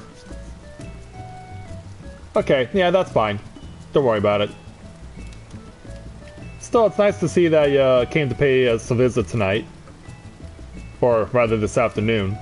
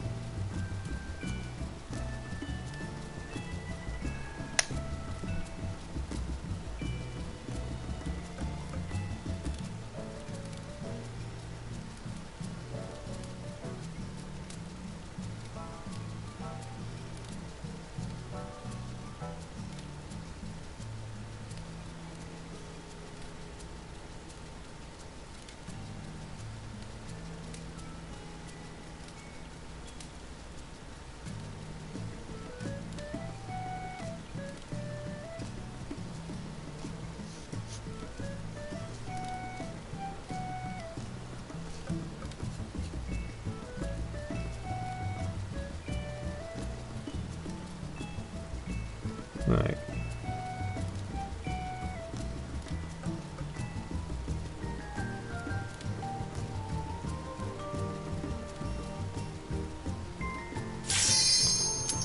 There we go.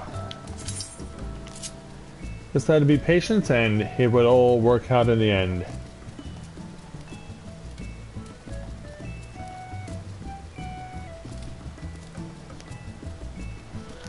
Well, Skyla and I were just doing some roulettes with Matthia, and so now I'm switching over to Corinne to do a leveling roulette with the samurai, so I can get her to 54. Well, looks like we're gonna be helping out some new people, so yeah, it turns out it was the right thing to do.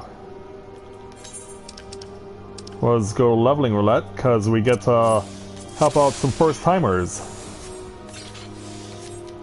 Actually, they've been here before, but they're also low-leveled, as you can see, that I guess we're gonna help them out with doing whatever we can. Alright, let's get started.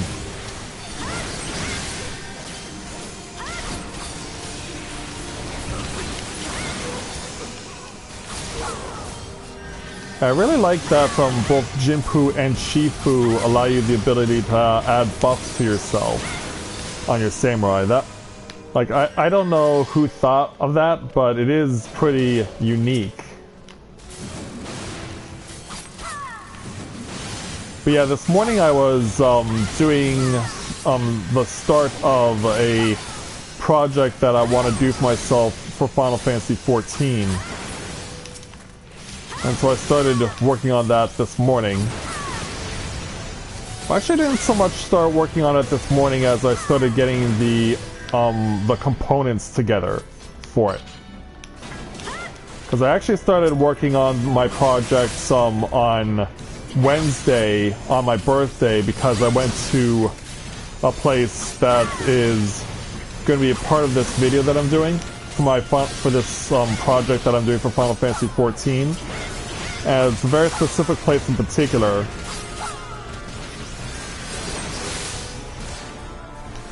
And I really want to make that video as soon as I can. Because I started taking photos, which was what I wanted to do.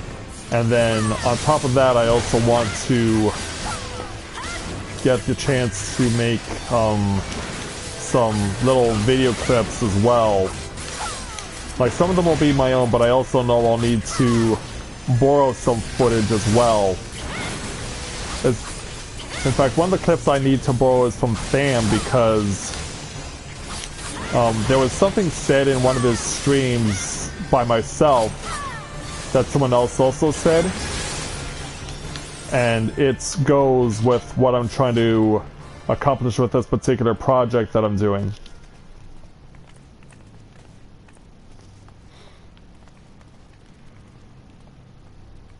Alright there, tank. If you want the extra experience, go that way. If you want to keep going straight, yep, go that direction. Ultimately, you are the leader there, tank, so we go where you do.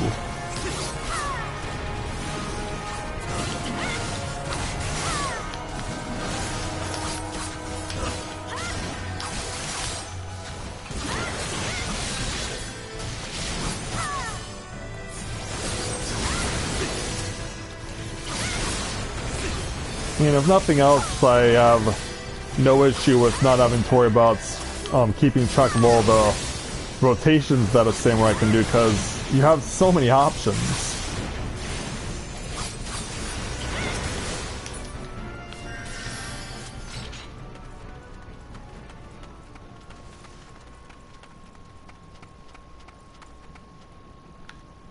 Because you were doing it unsynced?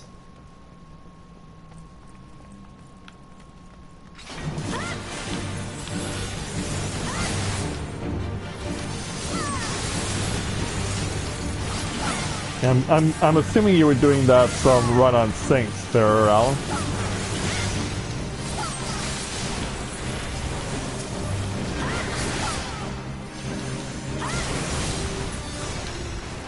Where's our assault counter? There he is.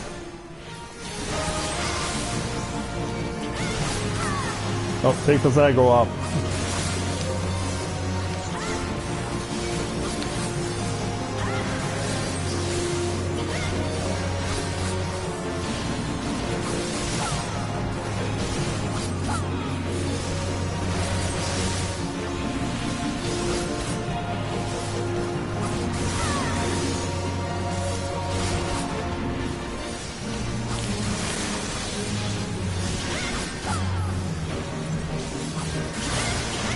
Well, we're doing pretty good so far with what we got.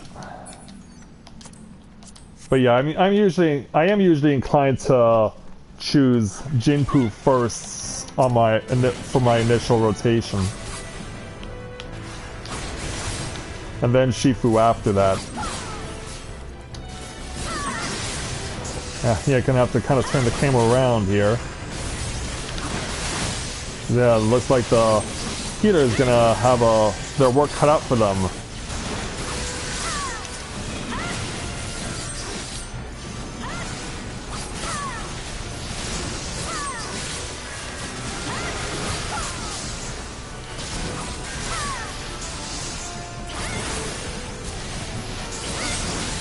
But yeah, this one is by and large the back and forth between Jinpu and Shifu.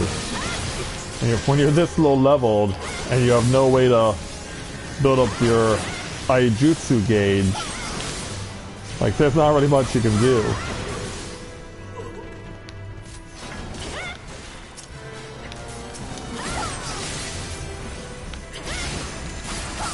I cut right through that beetle. And now I have his undivided attention. Oh, Ben, I will answer your question as soon as I am done streaming. And in case he's wondering, yes, I did receive it. Yeah, I just got a pop-up from Ben, who sent me the Dragon Age games that you saw me sample last year.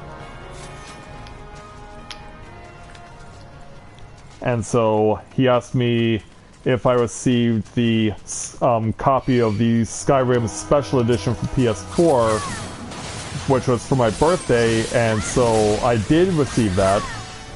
And once you know it, he got it through a vendor on Amazon, but it turns out the Amazon vendor is actually a local store chain here in the town where I live, that sells used games and music discs and vinyl records. Yeah, I had no idea they had an Amazon presence too. But yeah, I actually purchased some Canadian music CDs from this particular vendor, because yeah, they're not just online. Like they have, like I said, they're a chain, which means they have quite a few stores where I live. In fact, there's one that's just a couple miles south of my apartment.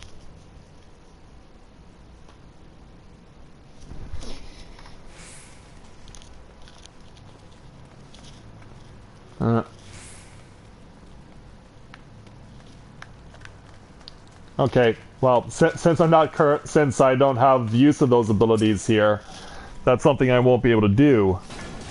But I'll try and remember to do that, though.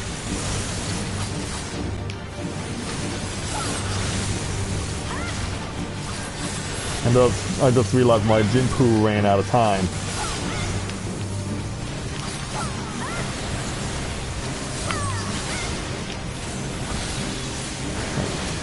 Yeah, get the Ageha up.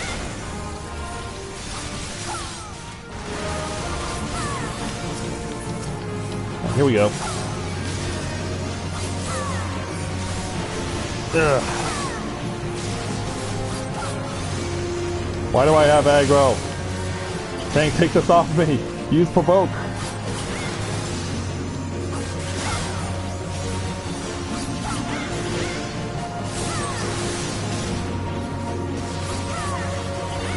Yeah, use provoke, please. Alright, let's just lay into this guy. Well, 16% chop off. And he's down.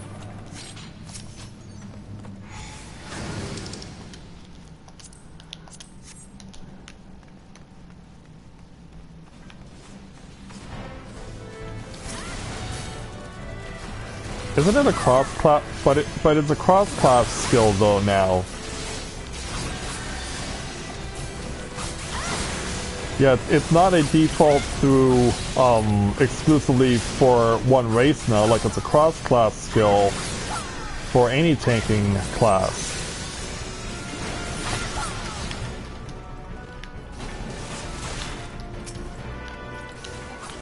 Only need to look into that after I'm done here.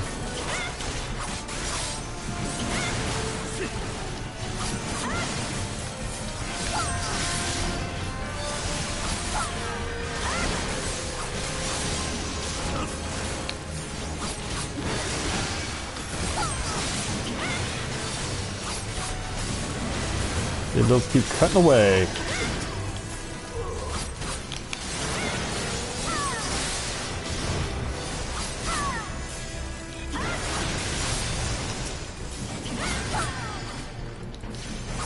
Looking good so far. There we go. I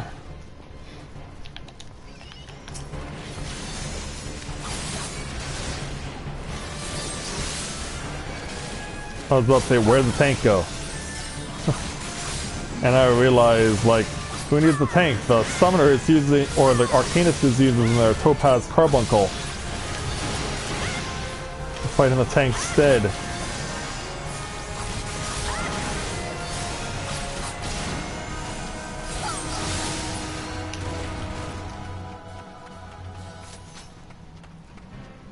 Alright, moving on.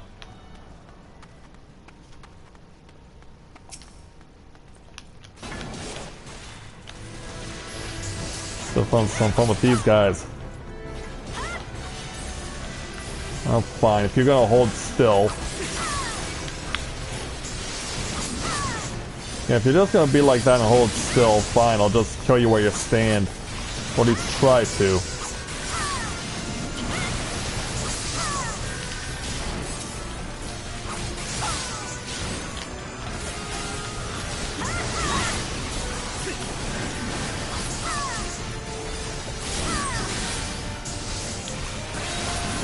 Yeah, I always thought it weird that NP, with the fact that it has double the TP cost, is not a group attack.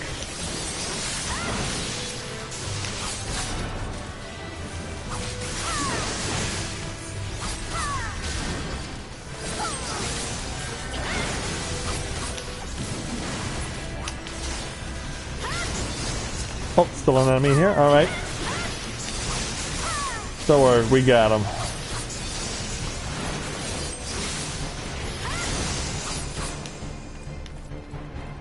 Alright. Takes care of them, let's move on.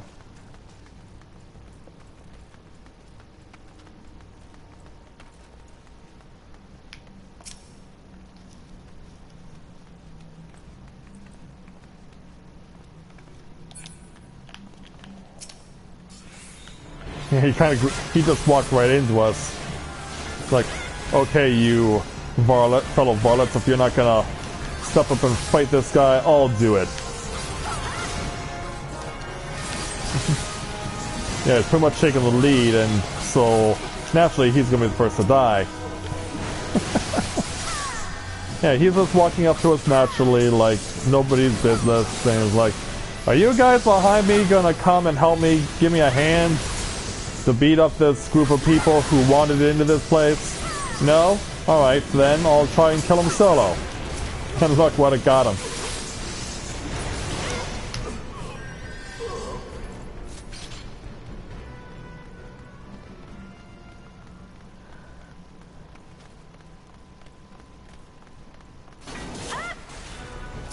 Alright, let's do this. Yeah, some things are not the best idea in the world.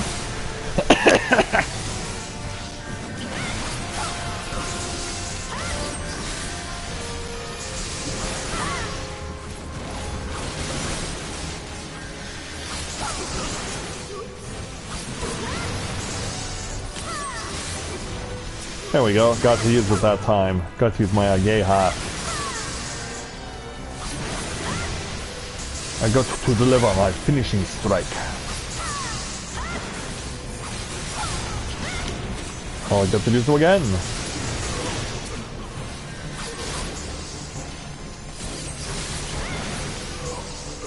There we go.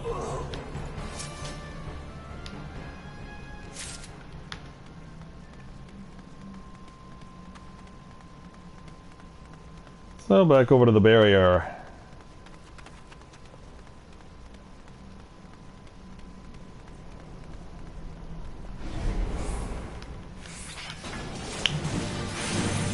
Go take him.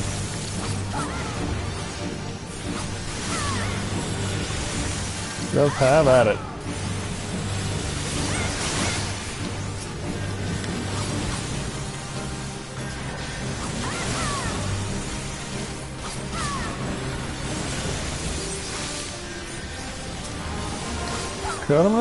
Cutting them down.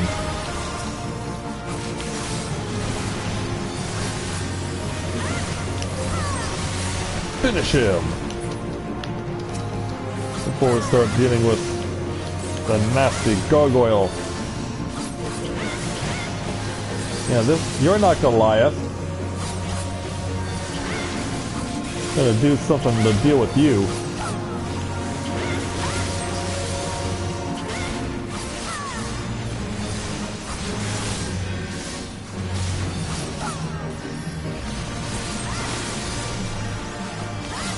Turn it around.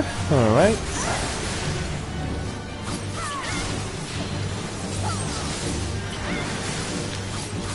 Now we can start using the Geha. It'll be the only time I'll get to use it, but it was worth it. It's me, but I won't play for it.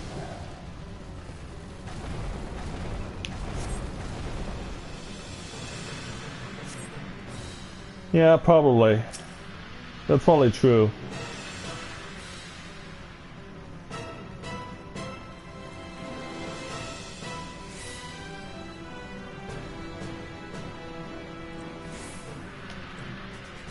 Yeah, it does seem like my options as far as useful skills at such a low level are really limited.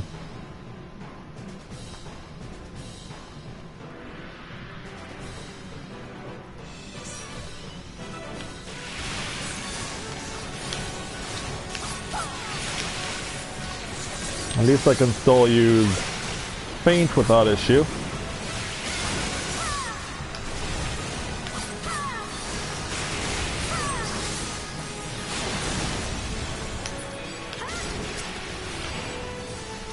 Hey, right over here.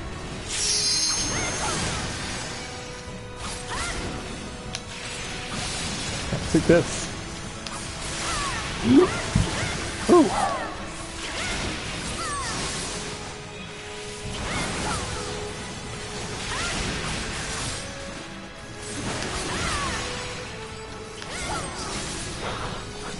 Pay a visit to Ye Little Imp.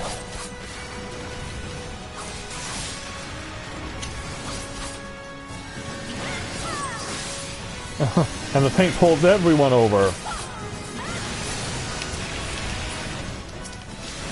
Yeah, we go together! Run away.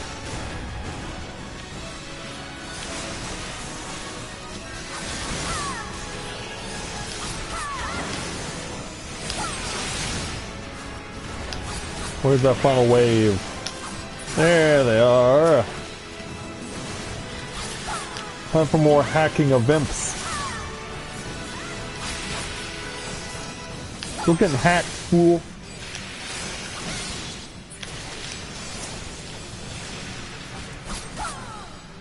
Yeah, you're getting hacked.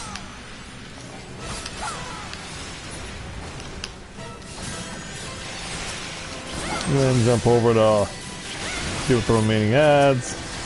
Just because I like being a completionist like that. And then that just leaves you, Galvant. In fact, why don't we speed up the process a bit?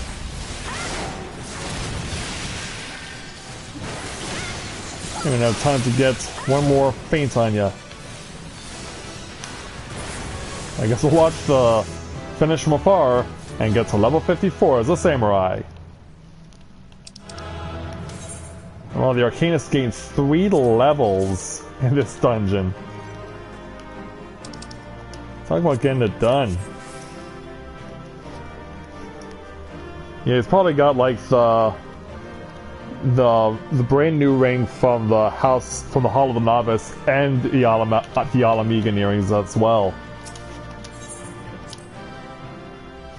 And I did get a commendation out of it.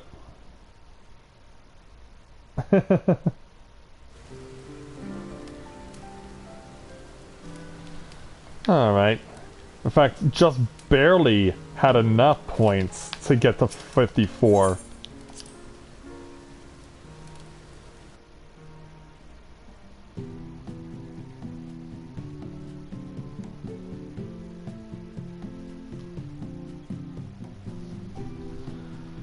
So I'll go ahead and take my quick repair.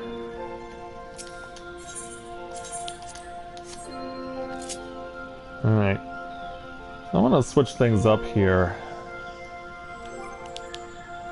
I'm gonna put my Kaitan here as well. I'm gonna set up my hotbars for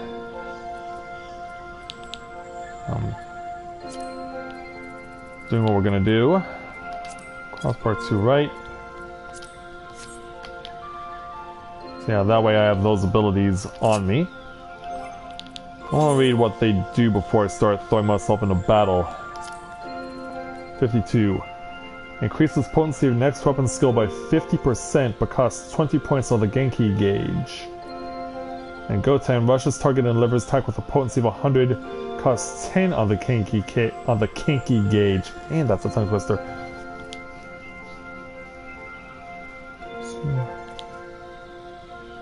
But yeah, I want to see what increases my gauge. Like Oka will increase it, Kasha increases it, Getsu increases it. So it looks like your attacks. Oh, NP does it too.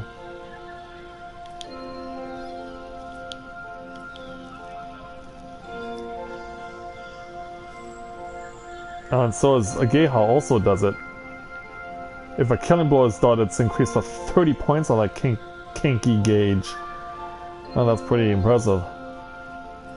But yeah, by and large, it looks like Gecko, Mangetsu, most of my skills be at level 30 and higher increase my Genki gauge.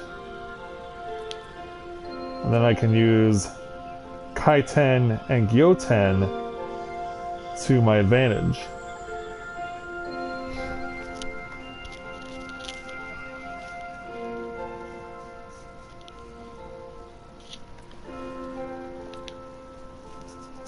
Then Yaten, once I get that to 56, should be interesting. Alright, so this would be my initial setup, and then if I need to, we'll switch things up and go over there, but of course I need to get my Genki gauge built up first. So, where did we leave off? We were in Limsalaminsa, if I'm not mistaken.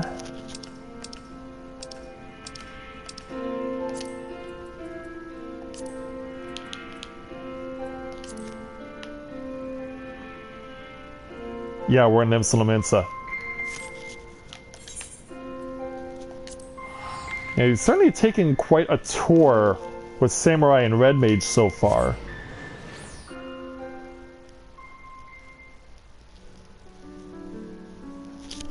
Because to this point with the Red Mage, we've gone from just being in... We've gone from Ul'dah to Camp Drybone, and then Camp Drybone to Aleport. Well, actually, no. It was... Yeah, and then...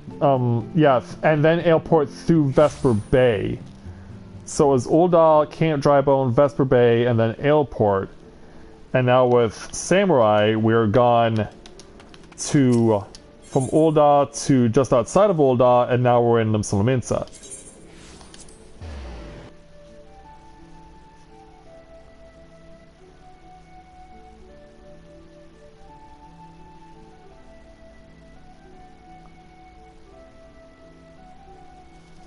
So let's go ahead and see what we can do when we hook up with Mususai and Momozigo once again. On our never-ending quest to bring justice to Eorzea, this Samurai Jill will accompany these two and see what justice can be brought to the pirates that live in and around this particular city. So, let's speak with Mususai for the level 54 Samurai challenge entitled Blood on the Deck. Musasai is looking for you among the drowning wench crowd. Wait a minute. Crowd? You call this a crowd? You call this a crowd? Yeah, if there were like a whole bunch of adventurers here, then yeah, I could only understand completely, but no. This is not a crowd. Come on, Musasai. You may be an old samurai, but your eyesight isn't that bad. Corinne, your katana has come to sit well at your hip. 'Tis plain your experience exercising Isovo has matured you as a samurai. I have had an eventful time in this Sotki city. In the course of seeking evil, I came under the suspicion of the local peacekeepers, the Meropakas. A serial killer has been terrorizing these parts, would seem, whose weapon of choice is an uncommonly sharp blade, one not unlike ours, and so I found myself confronted and questioned. Thanks to Momozigo's testimony, however, the pall of suspicion was quickly lifted. Not only that, but we were even permitted to examine the victim's wounds. There can be no doubt, they were inflicted by a katana. The killer may well be a samurai, yet a true samurai does not take life without just cause. Murder is heinous in its own right. Committing it with our noble weapon compounds the crime. Such evil cannot be suffered. Yeah, we definitely got us. This killer's definitely gotten under his skin. So there you have it. We're going after a serial killer. I must say, I'm morbidly excited. Right, let's begin talking to people in Hawker's Alley. And so we're going downstairs. But we have to go upstairs in order to go downstairs, because that's just how the way this place was designed by Square Enix. Yeah, to go downstairs, you have to go upstairs. As it turns out, we're on the wrong side of the aetheryte. We need to go the opposite side. That's quite hilarious, actually. Yeah, let's start asking people here, such as the man who runs Hawker's Alley, Swotsblatt. How are you, sir? It's been a long time. Well, serial killings. Oh, don't get me started. We all of us here have been on the edge. One of the victims was a regular of mine. Navigate rest his soul, and I pray that the culprit is caught soon. I'll be right about that. Speaking of culprits, there we go. Yeah, speaking of culprits, you figure with so many things that RMTs used to use to be able to make their in-game money now can no longer be sold on the market board, you figured that they would have less desire to be into this sort of thing, but apparently they're not giving up. And another long-forgotten face, Kyokyo-rune, one of the crazy little merchants here, whose race I cannot remember right now, so it'll have to come to me a little later. But hey, Kyokyo-rune. Kirin makes Kakirin dead! The Kakirin. It's like, what is this guy's race again? Yeah, so, thanks for reminding me, Kyokyo-rune. Makes Kyokyo-rune afraid! Afraidfully afraid! Kyokyo-rune shake! Shake he wake all night! Brr. Brr, indeed. And finally, Bansing at the far end, whose name almost sounds unusually Chinese. The recent battles, gruesome business thought, and it seems no unsafe neither. Not even the traveller got himself sliced up the unlucky sword. What sort of sick bastard to do a thing like that? That's what we're trying to find out. Yeah, we don't spend much time around the Kakirin, and the only time we saw them in Stormblood was when they were tormenting people in Alagana. Alright, Musasai, here's what we found. A patron, a traveler, and a quick urn. The victims do not seem to have anything in common. At least not yet. However, the circumstances of their deaths are strikingly similar. They all vanished in the vicinity of the docks before later turning up as corpses. The killer, it seems to me, targets those who happen to pass along the landing. It's completely random then. What a frightening thought. But now that we know this, what do we do next? We set a trap. Lure the killer out by walking around the area in question in the black of night. When he emerges from the shadows, we apprehend him. Ah, a solid plan. So who's the lucky one who gets to be the bait? I think I already know. Actually, I was expecting it was gonna be me. But heck, I don't mind. Wait, what? Why me?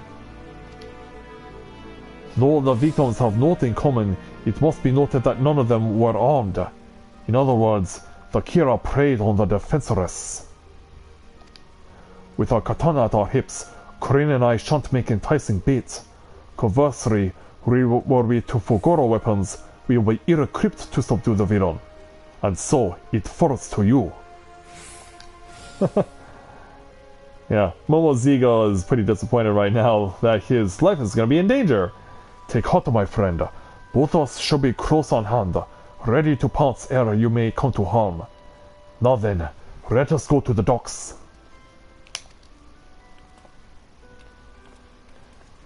And so we will hook up with them there, via the Fisherman's Guild.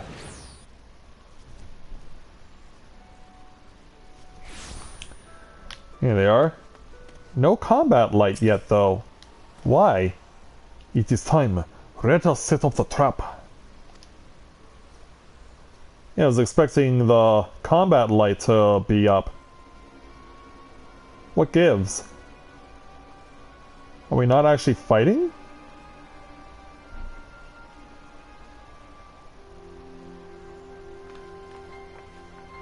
A Lalafell ninja?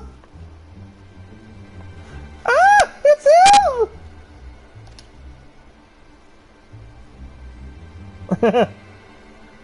That braid.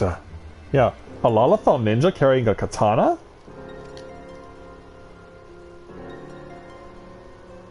Peculiar, isn't it? By the Kami Momozigo, that scream was loud enough to wake the dead. Small wonder the villain fled with such haste.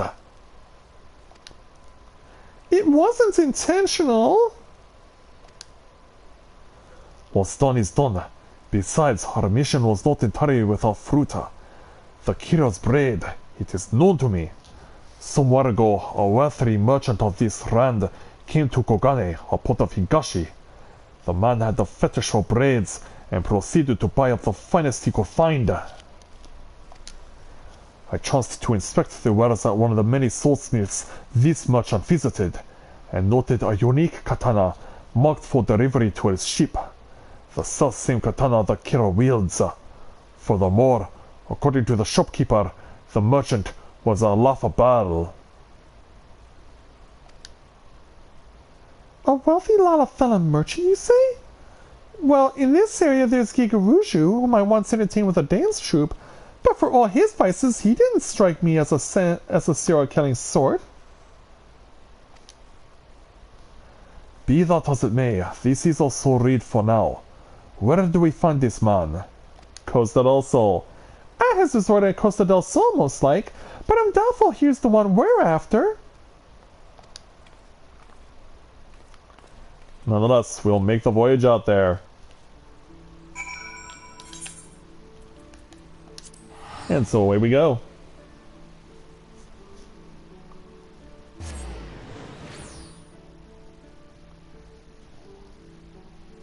Yeah, a Lalafell ninja with a samurai katana. Alright, whatever floats your boat there, Square Enix.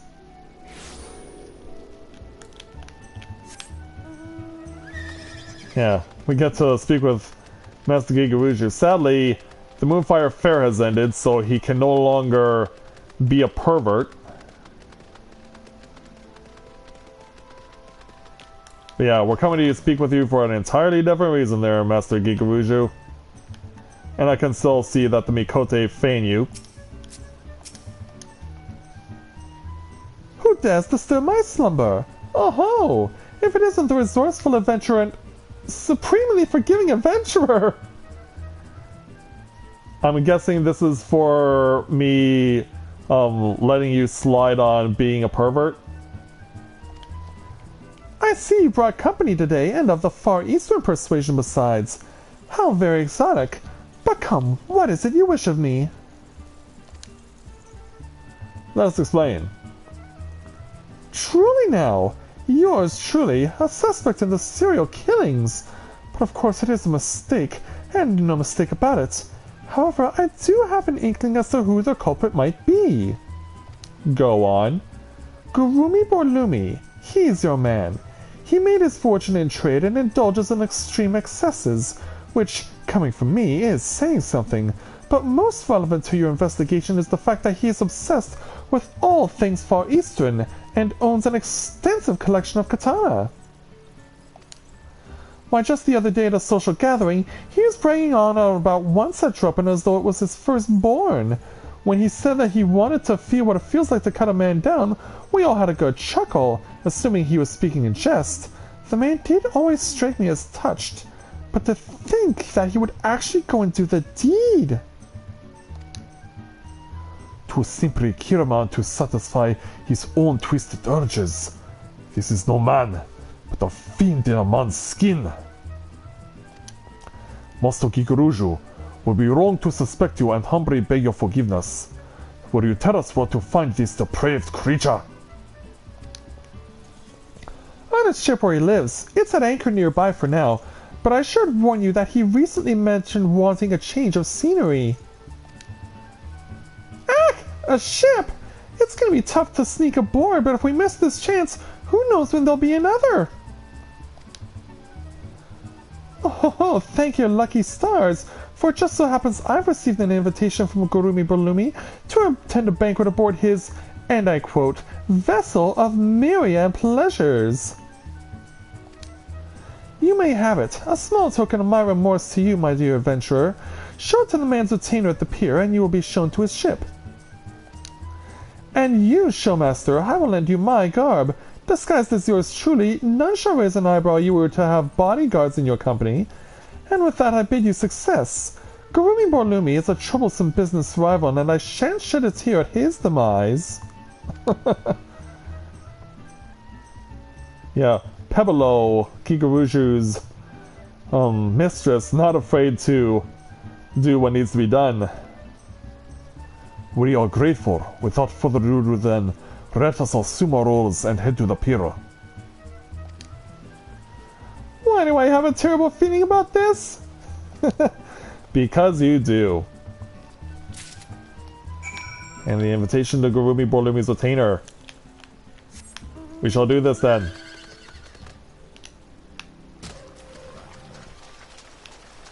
Yeah.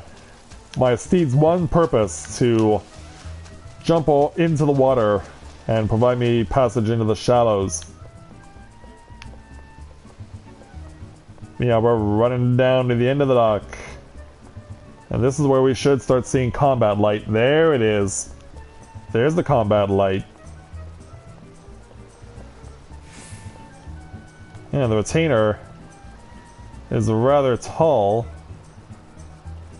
And it is a Hure because I do not see Elizaniers. And I'm not the only one attempting this challenge. This level 656 samurai is also attempting it. Alright. Attacks are on standby. Let's go ahead. Master Giguruju and company, you do us great honor. The invitation, if I may. Yes, here you go. And as you can see, just perfectly in Giguruju's attire. All peers in order.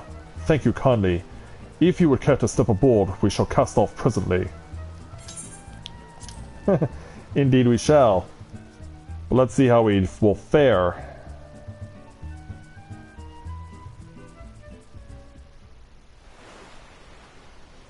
I definitely need to make use of that kinky gauge.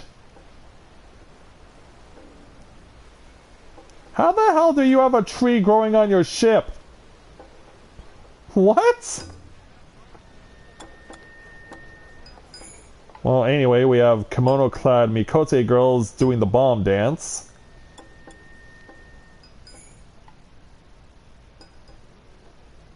In fact, all the Mikote are in kimono.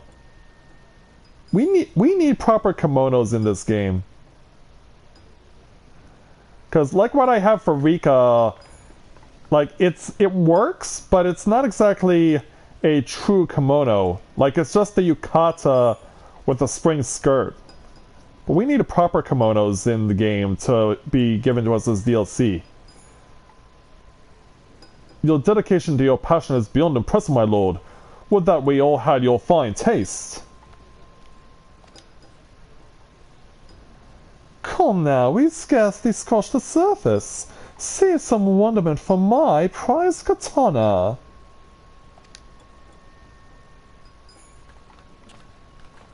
Speaking of katanas... Oh, Master Gigaruju, always a pleasure. I say, are those samurai I see beside you? A commendable first effort, my lord, but they pale in comparison to my katana collection. You would flaunt the blades used to cut down innocents. Twisted fiend, your reign of terror ends here. Yeah. What? Yeah. Also notice the mustache is different. You're not Gigaruju, are you? And yet I would swear we've met. Yeah, because you almost tried to cut him down. Yeah, because you just gave yourself away. Damn right we met! I'm the would-be prey who screamed his lungs out! Ah, yes, from the other night. And in other night, we mean earlier tonight. You see, 'tis well and good to admire a blade upon a stand, but its true place is in its one's hand. This I discovered to my sheerest ecstasy. So you admit it. Can it challenge against us? The law is too good for the likes of you. You shall face the same, and you visit upon innocence.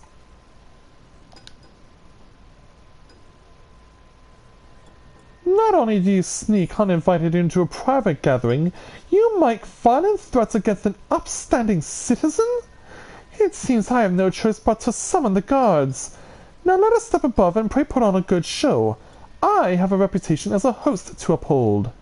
Yeah, you can see the Mikote lasses kind of like, are you really gonna have to fight? And the answer is yes. So yeah, let's take this outside. Where you have a cherry tree growing. And that's not the only thing that's growing. I imagine that caged beast will be unleashed at some point and we will have to slay the damn thing.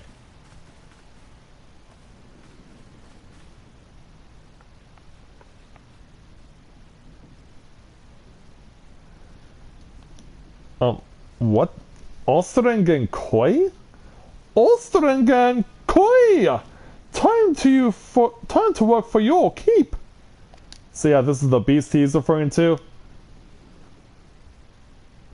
Or is it this Rogadin? No, it's the Rogadin.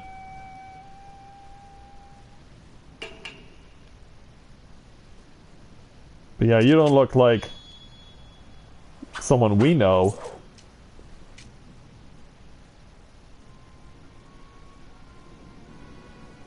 Yeah, you are Limson through and through.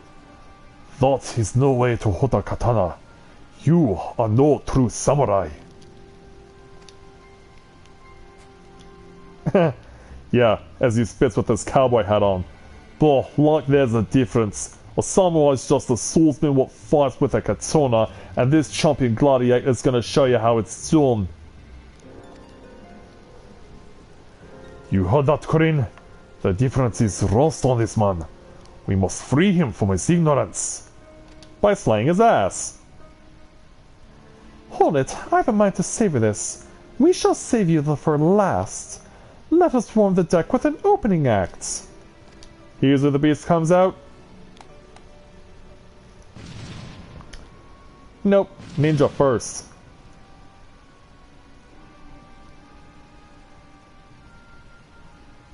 So 4 ninjas, Ulcer again, and then the beast. For now, we enjoy the spectacle. I too shall observe. Your own are more than enough for these false shinobi. I hope you're right about that, Musasai. And my voice is fading because I'm using my Japanese voice. Havata Kitsuri!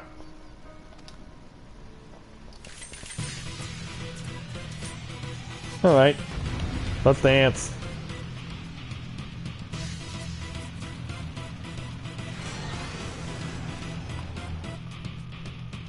At least I know what to open with.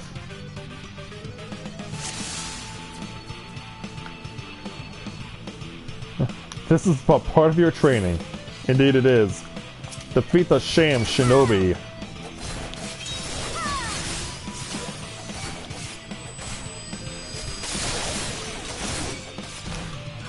Yeah, let's have a little fun.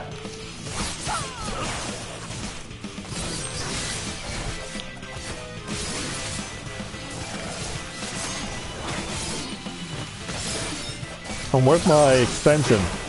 Oh, more keep coming? What? And also, I am a lot worse off than I thought.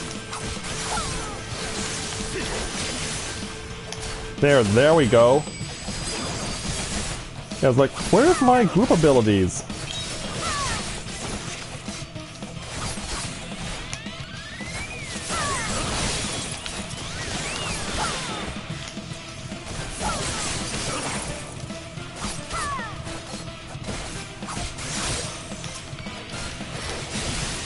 So yeah, I may have to face a long wave of these guys.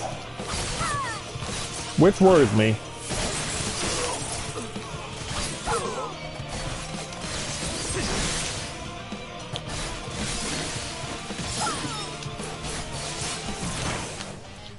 Alright, take this. Well, there's one use.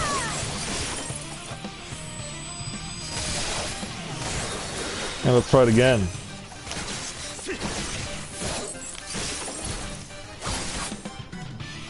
But yeah, right now my mind is blanking out because I'm not remembering how this goes.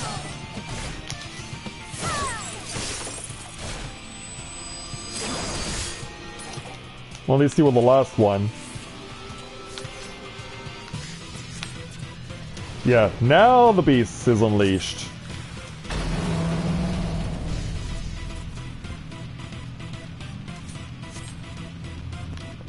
You got it, Musasai.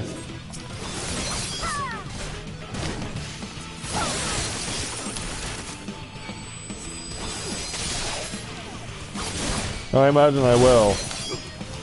Unless he does things like that. Then I may have issues.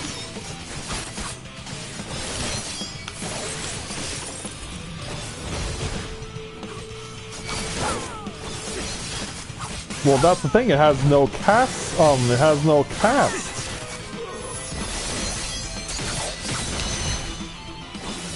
Cause yeah, you guys can see as well, it has no cast timer.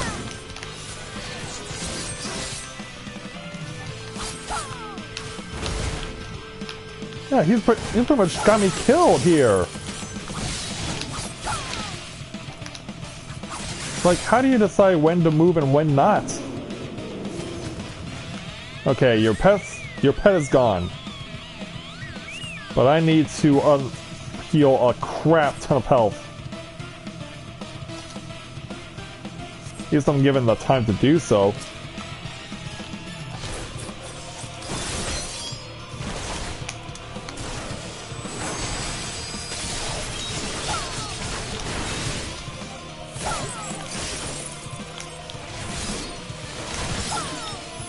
Oh boy, you have got health like no one's business. And I am just getting slashed alive.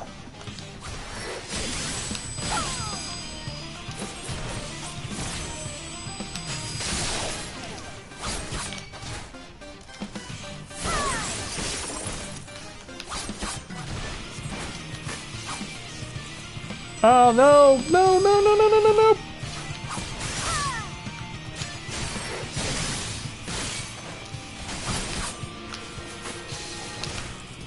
Stop stunning me, damn it! Like, honestly, I don't know how I'm still in this fight, because he got so much crit hit on me right out of the gate.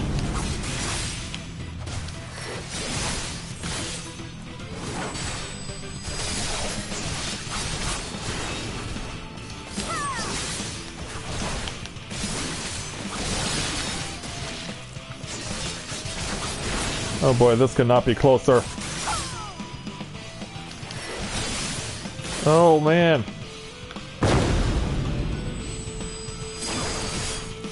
Come on, get him, get him! Okay, good. I cannot remember my sequences here. Oh, we chasing him? But haven't we won the challenge? Hey there, Lily. Yeah, your advice came a bit too late, but wow, that was actually a lot harder than I thought it was going to be.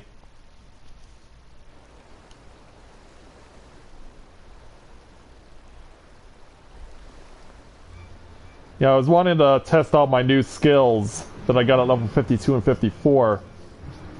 Thought he's as far as you go.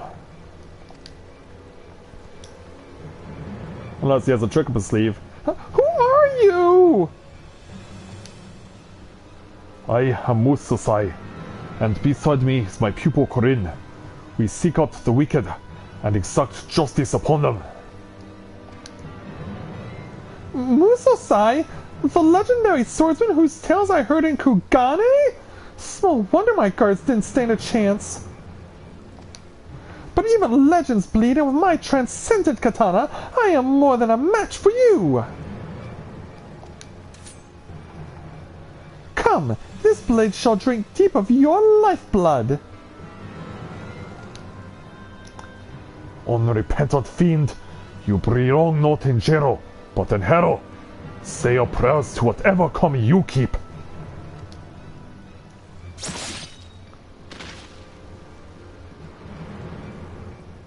And swipe down and shot. Yeah, for all your talk, you were cut down with one strike. You needn't befurrow your braid with scum such as this. We have accomplished our goal of excising evil, and for that I am glad. But this outing leaves much to be desired for your training.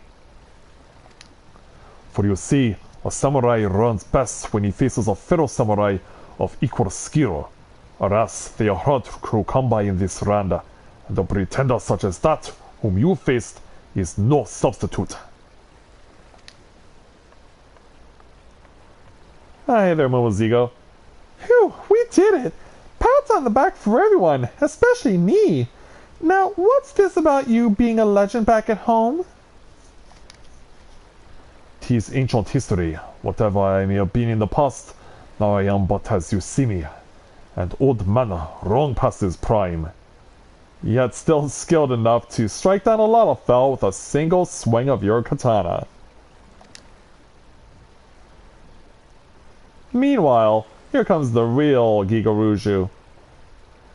Well done, my friends. You have rid of sort of a depraved monster. His was a brutal end, but it was no more than he deserved. Just as well served indeed.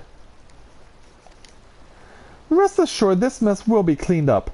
As they say, what happens in Del Sol, stays in Del Sol. Yeah, maybe if he can throw his corpse to the fishes, that would be great. But who's gonna eat all that food at his party? We are in your debt, my lord.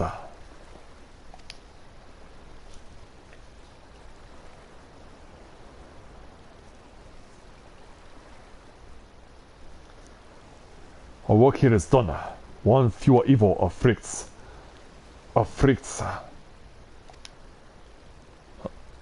Oh, yeah, did he get hurt too? Musosai, are you alright? The little guy get him? Worry not, I shall be fine. My endurance is not as it once was, is all. Come, my friends, let us to move on to wherever the wind shall blow.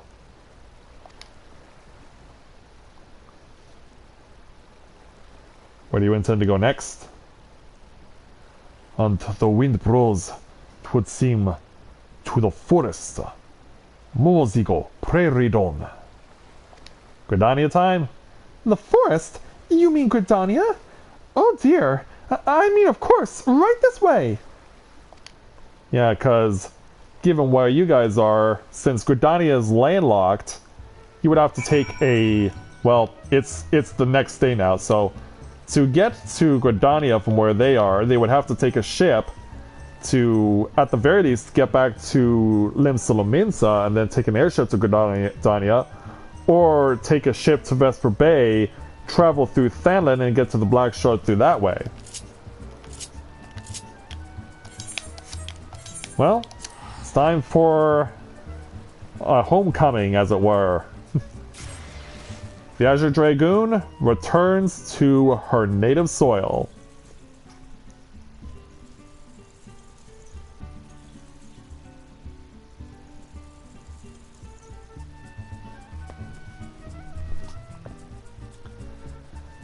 Yeah, I have a feeling that the Red Mages will also have to pass through Gridania at some point.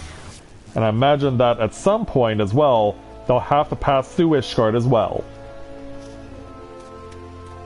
But for now, let's go ahead and pay a visit to the Carline Canopy, where Mususai and Momozigo await us. It's a rainy morning in Gridania, but the rain isn't going to dampen our spirits after we cut down a piss of a Lalafell samurai. Hey Mususai. A nation at one with the forest. Simply being here is sorrow for the sorrow.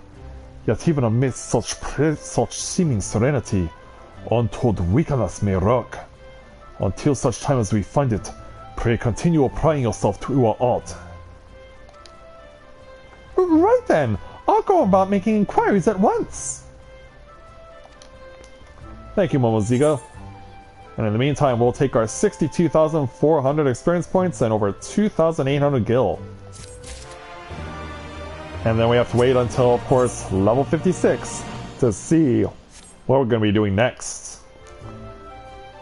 Yeah, this was certainly a little longer of a stream than I was expecting we would do. Nonetheless, though, we got a good 3 hours out of it. We helped out Skyla, who I believe, if my notifications are not mistaken, is streaming right now. And if she's still going... Oh no, this was from the stream that we did together earlier. So, yeah, she's not on the air right now, but I imagine the next time she will be. I encourage you to go ahead and check out her channel. Plus, she's also doing like I'm doing now, and is now streaming Neverwinter. So, if you guys have been interested in watching me play Neverwinter, Skyla is now doing that too on her channel, so please go ahead and check out her channel if you can whenever she does a Neverwinter stream, as well as Final Fantasy XIV and whatever other games she's playing. Yeah, it kind of feels nice for the Azure Dragoon to come back to her native soil amongst the forest and the people of Gridania. And so, yeah, I'm sure that the Wood Whalers have never seen a weapon quite like a katana before. Well, hopefully the presence of this weapon will not cause them to be all that worried, but you never know what'll happen as we make our way to getting Corinne to level 56. So it'll certainly be interesting to see what happens with her at 56, as well as Matthia when he gets his Red Mage to 56.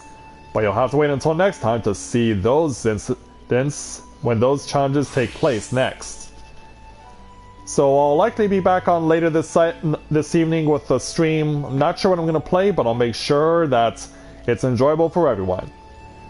So with that, I'd like to thank everyone for watching this edition of A Day in the Life of Tales of Eorzea here in Final Fantasy XIV.